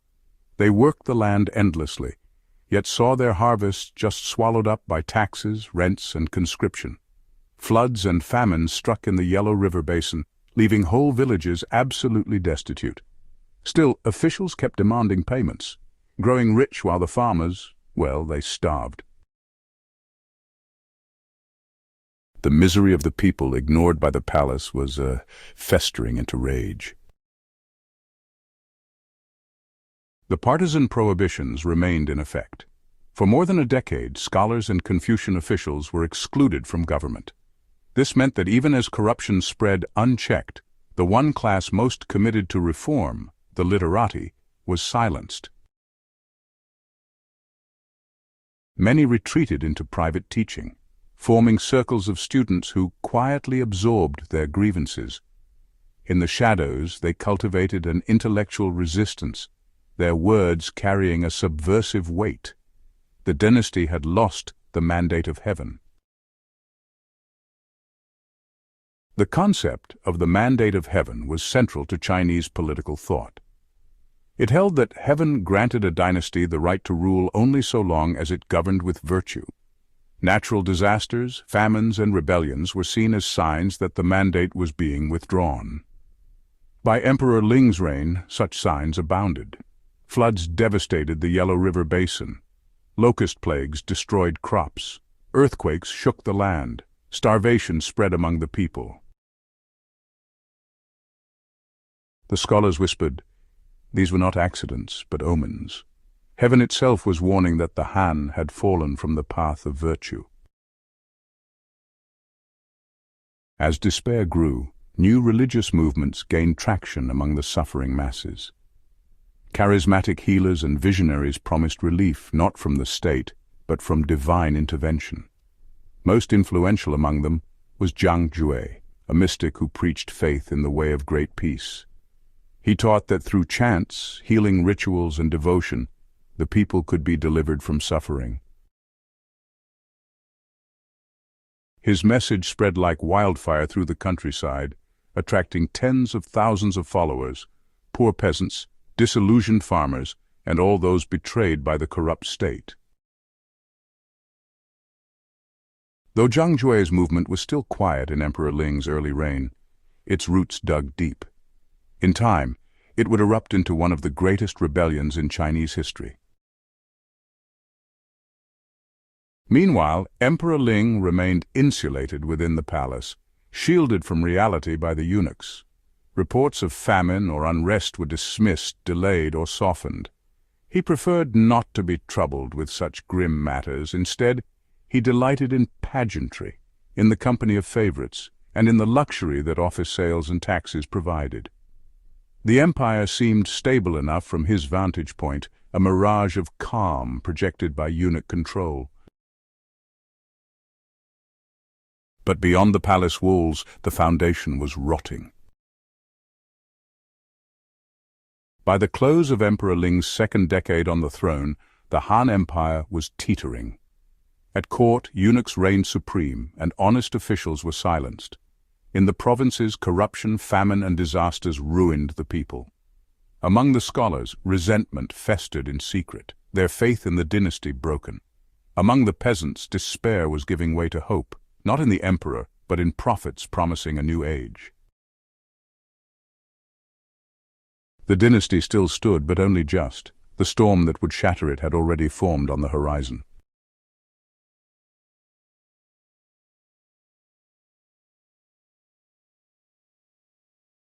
By the 180th CE, the Han Dynasty teetered on the edge of collapse. Years of misrule, corruption, and neglect had left the empire fractured. The peasants, burdened by heavy taxes, famine, and floods, were desperate. Scholars and officials had been silenced by the eunuchs, leaving no voice for reform. Into this void stepped a visionary leader whose teachings would ignite one of the greatest uprisings in Chinese history, Zhang Jue, leader of the way of great peace. Zhang Jue was a healer and mystic from the remote Taishan region. From humble beginnings, he preached a radical message. The Han Dynasty had lost the mandate of heaven, and only through faith in the way of great peace could the world be restored. He claimed divine visions. He taught healing rituals and sacred chants. He promised equality, relief from suffering, and protection from the injustices of corrupt officials. His charisma was unmatched. Tens of thousands flocked to his banner, drawn from the suffering peasantry, disillusioned farmers, and even minor landowners who had been squeezed by taxes. Zhang Jue appointed regional leaders among his followers, creating a network of organization that extended far beyond the immediate areas of his activity. Zhang Jue's followers wore yellow turbans symbolizing their devotion and the revolutionary change they sought. By 184 CE, the movement had grown massive, perhaps hundreds of thousands strong. They were not merely a religious sect, they were a disciplined and motivated army. Farmers, desperate for survival, took up arms against officials and landlords who had exploited them. The rebellion was fueled as much by faith as by fury. In early 184 CE, the Yellow Turbans rose simultaneously across multiple provinces, Luoyang and the Central Plains. They seized local offices and rebelled against tax collectors. Shandong and Hebei, peasants burned granaries and attacked garrisons. Hunan and Jiangdong, followers cut communication lines and established autonomous territories. The rebellion was coordinated, organized, and widespread, a perfect storm of social, religious, and political unrest. The Han Imperial Army, already weakened by internal corruption, struggled to respond. So, Emperor Ling, being pretty reliant on the eunuchs, reacted quite slowly at first.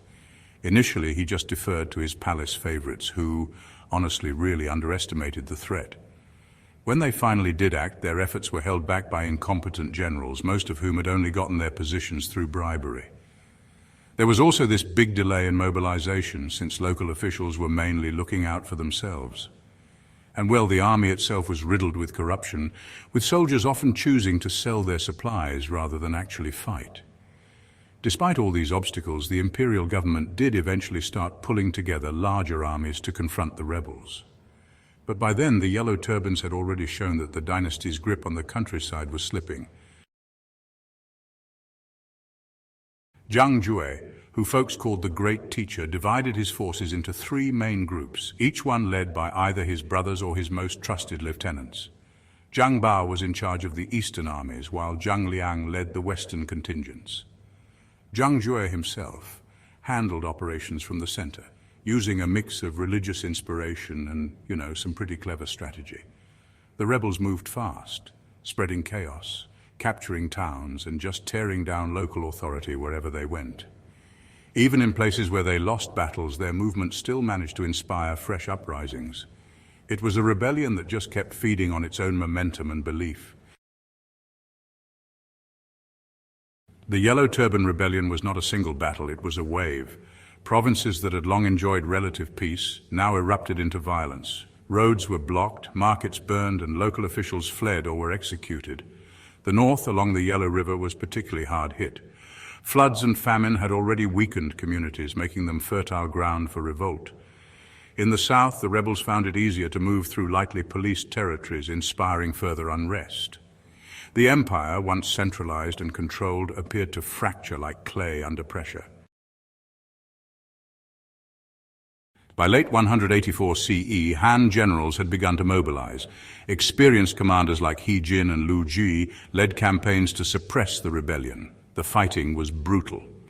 The Yellow Turbans, though poorly armed compared to professional soldiers, used guerrilla tactics and knowledge of local terrain. Han forces often retaliated with scorched earth measures, further alienating the population. Mass executions and harsh punishments were employed to deter rebellion, but only temporarily slowed its spread.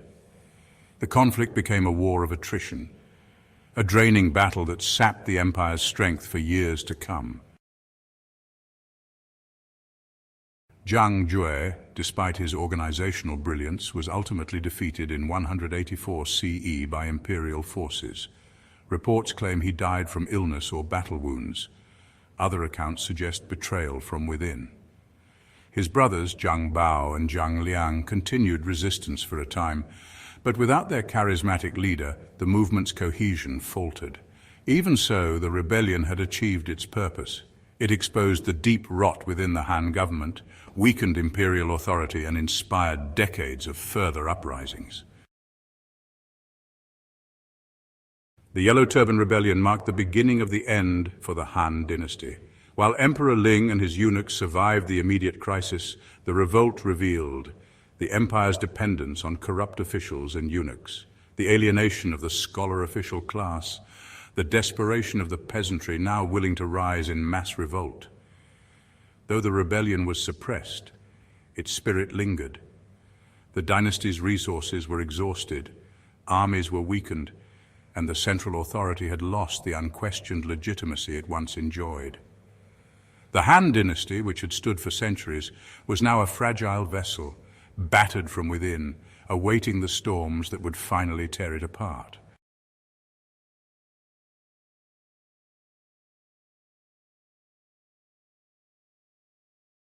The Yellow Turban Rebellion of 184 CE, well, it really shook the Han Dynasty to its core.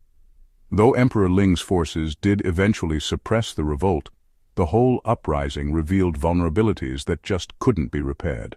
The central government, already weakened by eunuch domination, corruption, and the alienation of scholars, struggled to maintain its authority.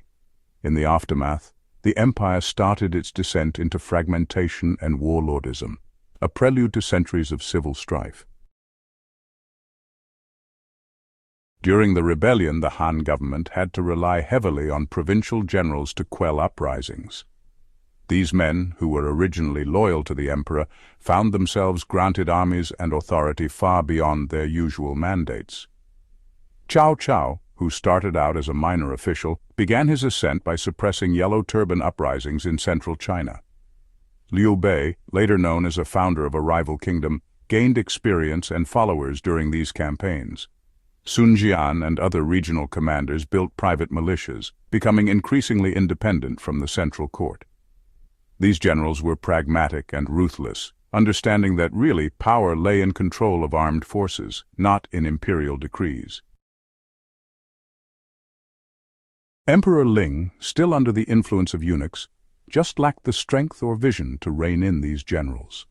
The central authority had become more symbolic than anything else. Armies, wealth, and loyalty now rested in the hands of those who commanded troops directly. Eunuchs, once a tool for consolidating power, now became liabilities. They were despised by generals, feared by the people, and resented by officials who had survived the partisan prohibitions. Their continued influence only intensified factionalism at court, creating a government that, honestly, just couldn't respond effectively to rebellion, corruption, or natural disaster. After the Yellow Turbans, the court fractured into competing factions. Eunuchs, who still controlled access to the emperor and the treasury. Surviving partisans, mostly scholars and officials seeking reform. And generals and regional officials, who now commanded armies and acted independently. These factions fought not on battlefields, but within the palace. Policies were delayed, appointments were contested, and edicts became tools of personal power rather than instruments of governance.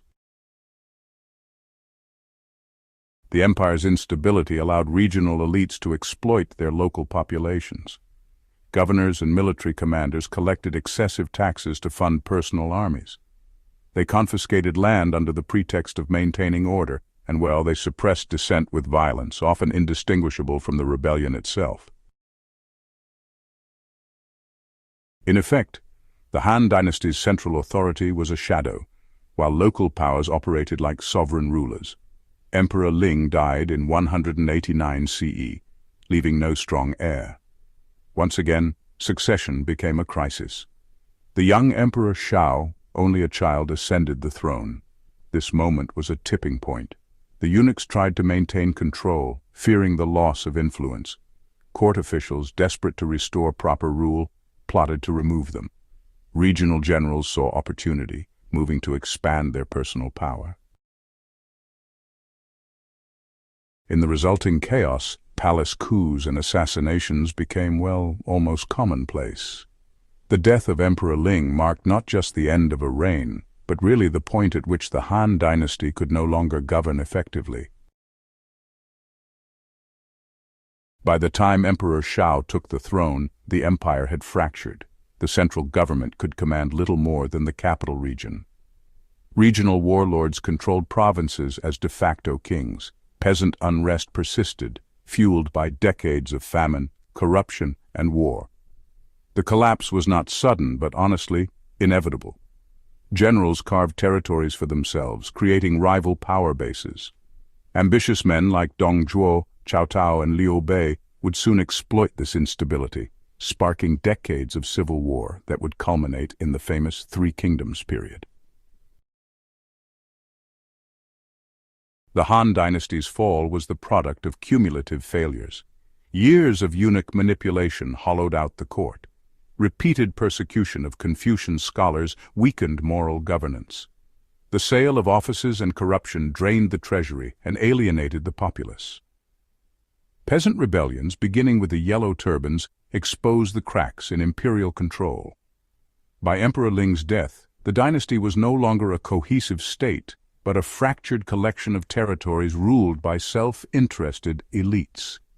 The mandate of heaven, once the foundation of Han legitimacy, had clearly shifted. The empire's story, centuries in the making, was approaching its final act. The stage was set for a century of civil war, ambitious warlords, and the ultimate division into three rival kingdoms.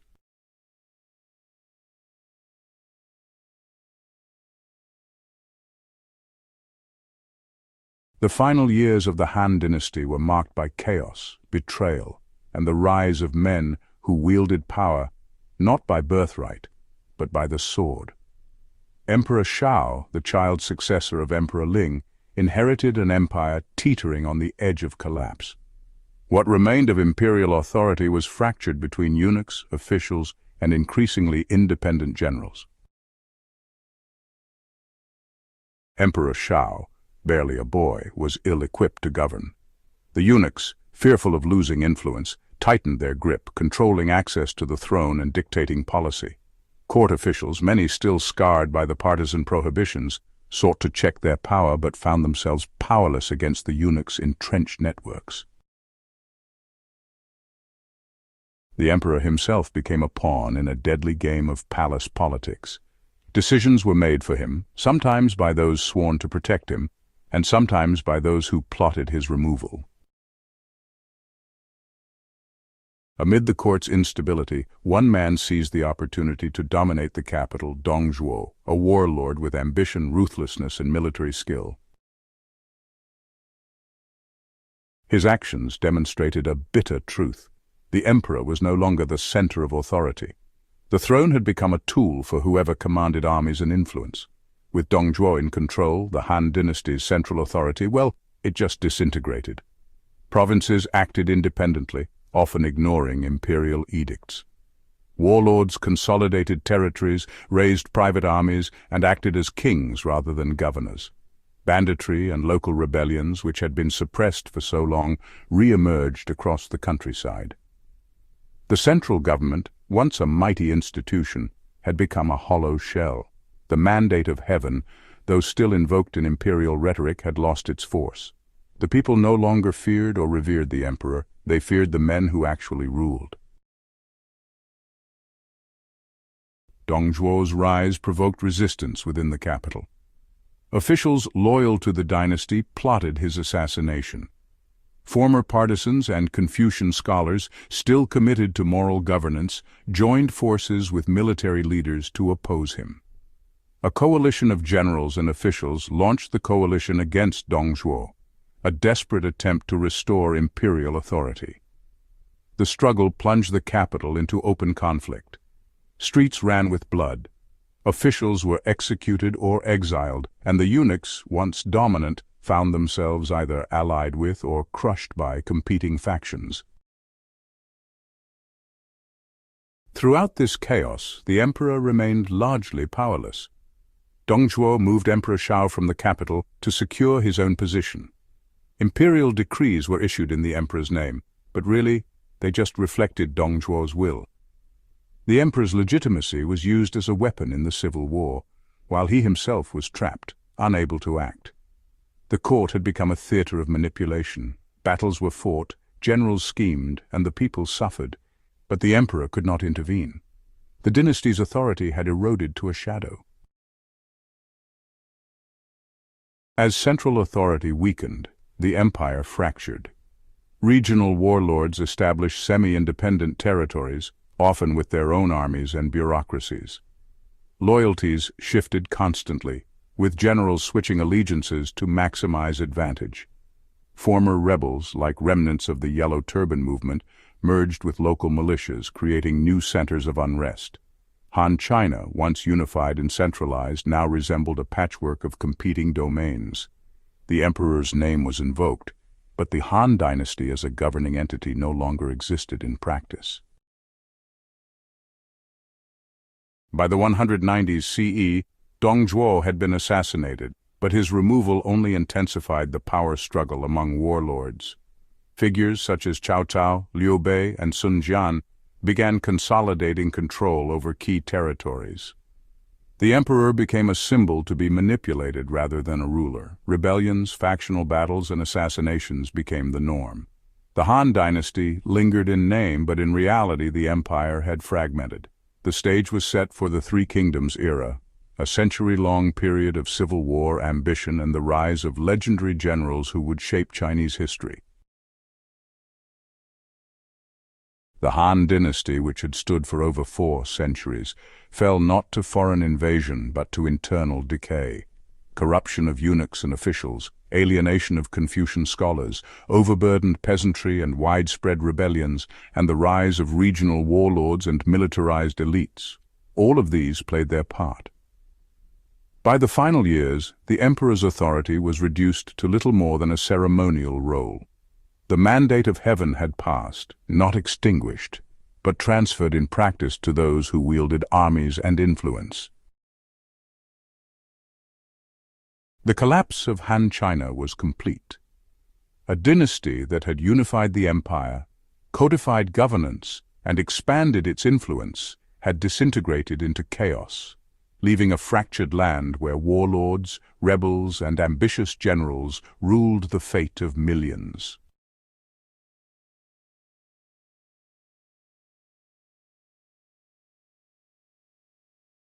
With the death of Dongzhuo and the collapse of central authority, the Han Dynasty entered its final phase, a ceremonial empire overshadowed by powerful warlords. By the late 190s CE, the empire was no longer ruled from the capital, but divided into spheres of influence controlled by ambitious generals and regional governors. This fragmentation laid the foundation for the Three Kingdoms era, where power would be determined not by imperial decree, but by military might, political cunning, and alliances. Several prominent figures emerged to dominate the fractured empire. Cao Cao. Originally a minor official, Cao Cao rose rapidly by suppressing local uprisings and consolidating central China. He was ruthless, strategic, and pragmatic, willing to bend morality for survival and power. By controlling the emperor in the capital, Cao Cao leveraged legitimacy while exercising real authority over vast territories. Liu Bei. A distant member of the Han imperial family, Liu Bei's claim gave him symbolic authority. He relied on charisma, alliances, and the loyalty of capable generals to expand his influence. Though initially weak compared to Cao Cao, he cultivated a reputation as a virtuous leader, attracting followers disillusioned by corruption. Sun Jian and Sun Ce. Down in the south, the Sun family managed to establish control over the Jiangdong region. By combining military skill with local alliances, they, created a semi-independent state. Their power base, though it was geographically separate, would go on to become one of the 3 pillars of the coming era.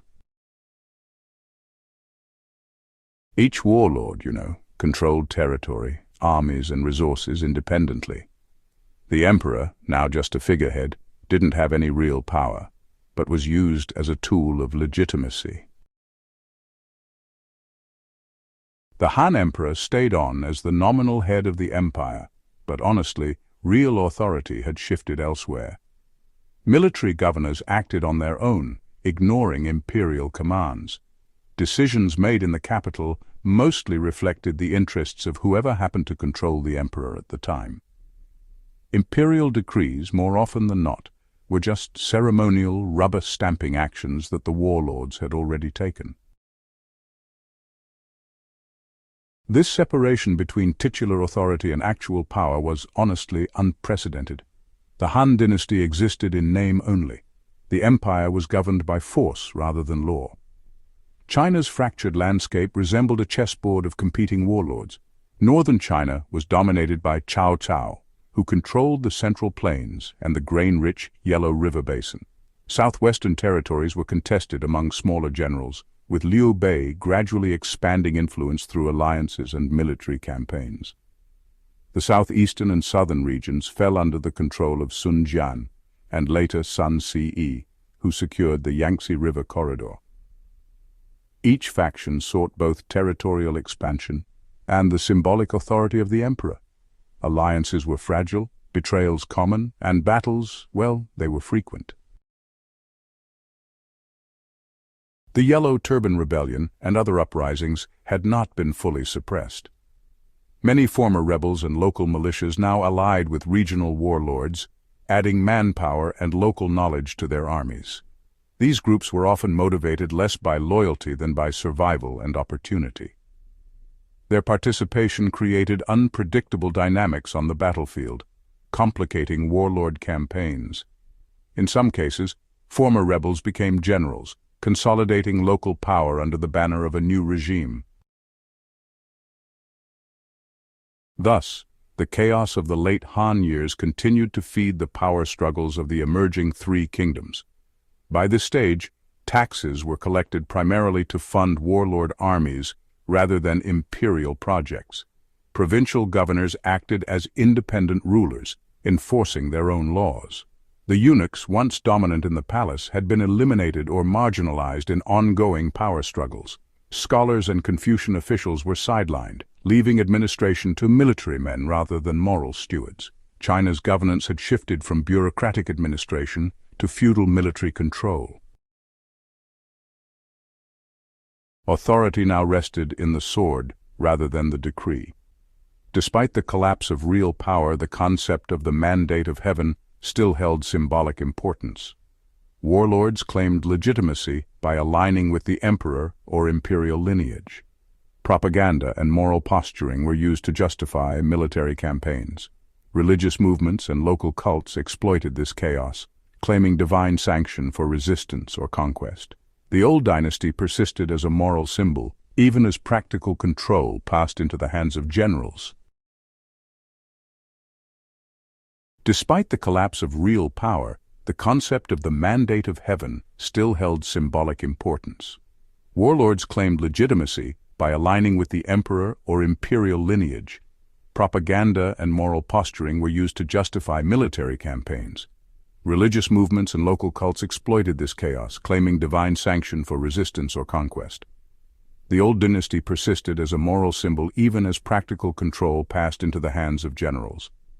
By the early 3rd century CE, China had fractured into three main spheres of influence, each controlled by an ambitious warlord. The emperor remained a ceremonial figure, manipulated by those with armies. The countryside, long suffering under corruption and famine, was caught between competing forces. Political and military alliances shifted constantly, foreshadowing decades of warfare. The Han Dynasty was over, but its collapse had created a crucible for legendary leaders, epic battles, and the emergence of the Three Kingdoms, Wei, Shu, and Wu. What followed would be one of the most storied periods in Chinese history, a testament to ambition, strategy, and the enduring consequences of a dynasty's decay.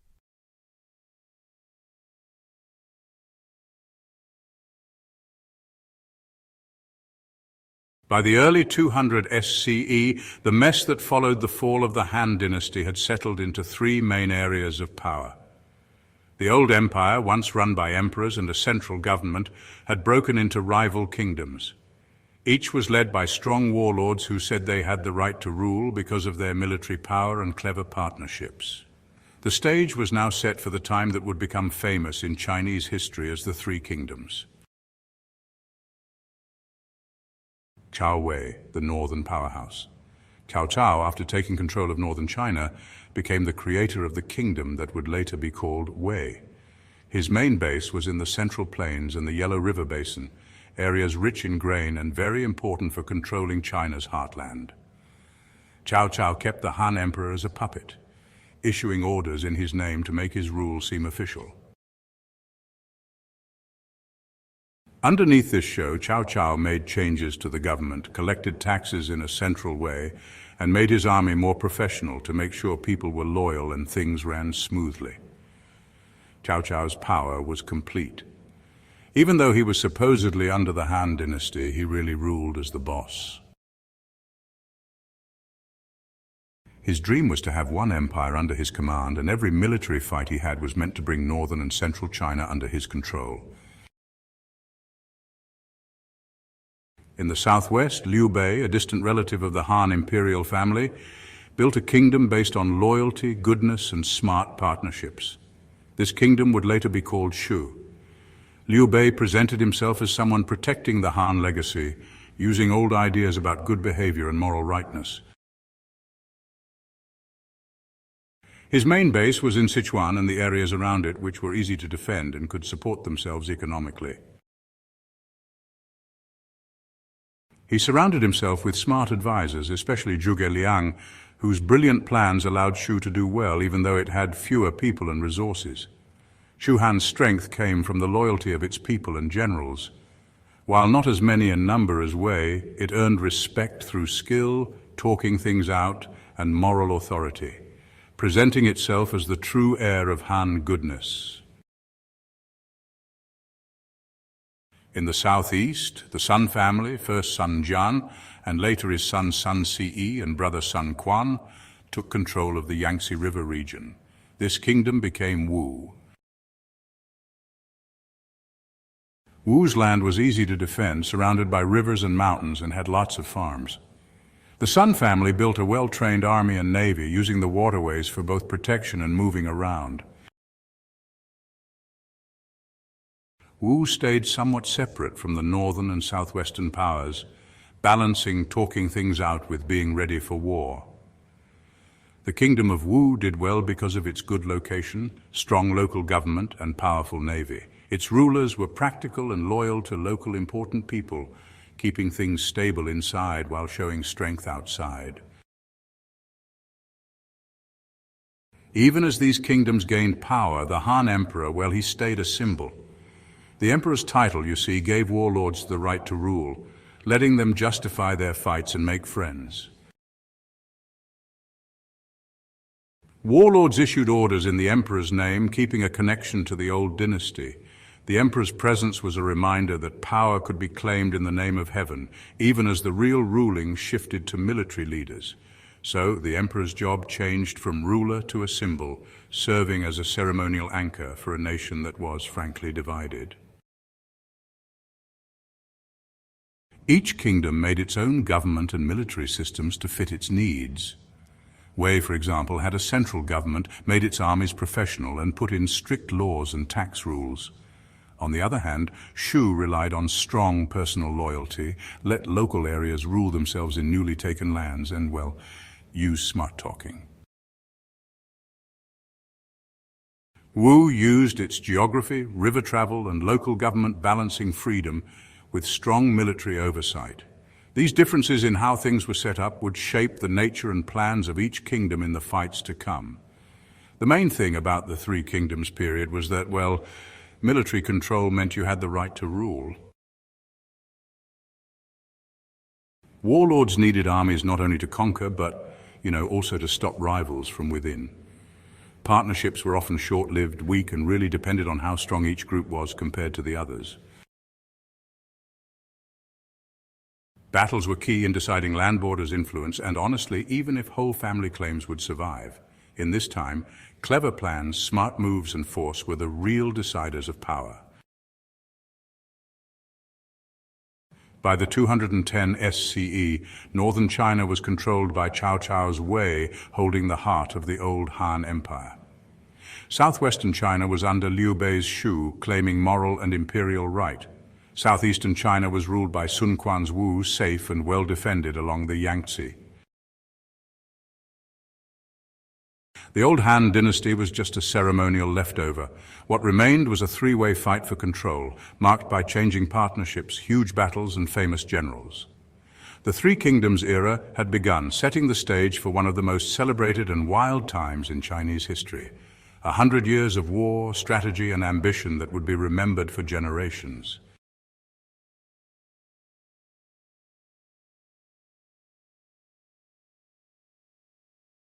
By the winter of 208 CE, the struggle for control of the fractured Han Empire reached a decisive point. Cao Cao, the ruler of Wei, having consolidated northern China and the Central Plains, embarked on a campaign to unify the empire under his command. Facing him were Sun Quan in the southeast and Liu Bei in the southwest, who formed a critical alliance to resist his expansion. The confrontation that would ensue at the Yangtze River became known as the Battle of Red Cliffs, a decisive clash that would define the balance of power among the three kingdoms. Cao Cao's ambition was unmatched. By 208 CE, he controlled the vast, fertile plains of northern China, commanding a massive army reportedly numbering over 200,000 men. His goal was clear: to march south, absorb Liu Bei's territories, and force Sun Quan into submission, thereby unifying the former Han Empire under Wei. Cao Cao relied on superior numbers and his well-equipped, disciplined army. He sought to capitalize on the perceived weakness of his southern opponents, underestimating their coordination and local advantage. Morale and loyalty were high in his forces, yet many of his troops were unfamiliar with riverine warfare and the subtropical climate of the south. Cao Cao's overconfidence would prove to be a critical miscalculation. Recognizing the existential threat posed by Cao Cao, Sun Quan and Liu Bei formed an unprecedented alliance. Sun Quan brought naval expertise, control of the Yangtze, and a disciplined fleet. Liu Bei, guided by the brilliant strategist Zhuge Liang, contributed not only forces, but strategic insight, forging a cohesive plan against Cao Cao's invasion. Both leaders recognized that Cao Cao's army, though vast, was vulnerable in unfamiliar terrain and reliant on river transport. This alliance combined local knowledge, naval superiority, and strategic ingenuity, offsetting the numerical advantage of Cao Cao's forces.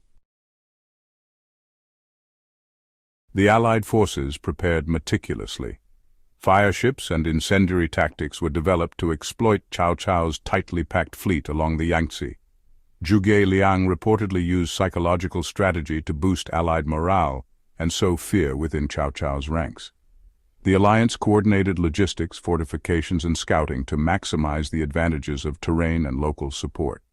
Every detail was calculated: the river's current, the wind direction, and the enemy's overconfidence were all leveraged to compensate for the disparity in manpower.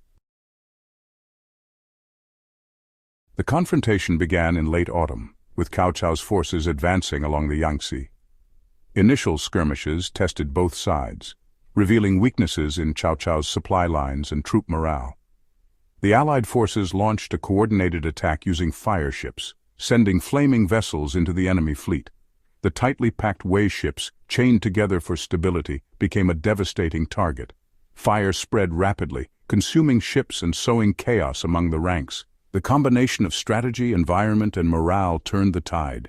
Cao Cao's superior numbers became irrelevant as his forces panicked, lost cohesion, and suffered catastrophic losses. The Battle of Red Cliffs decisively halted Cao Cao's southern advance.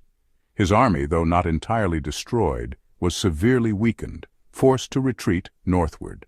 Sun Quan and Liu Bei solidified control over their respective territories, ensuring the survival and independence of Wu and Shu.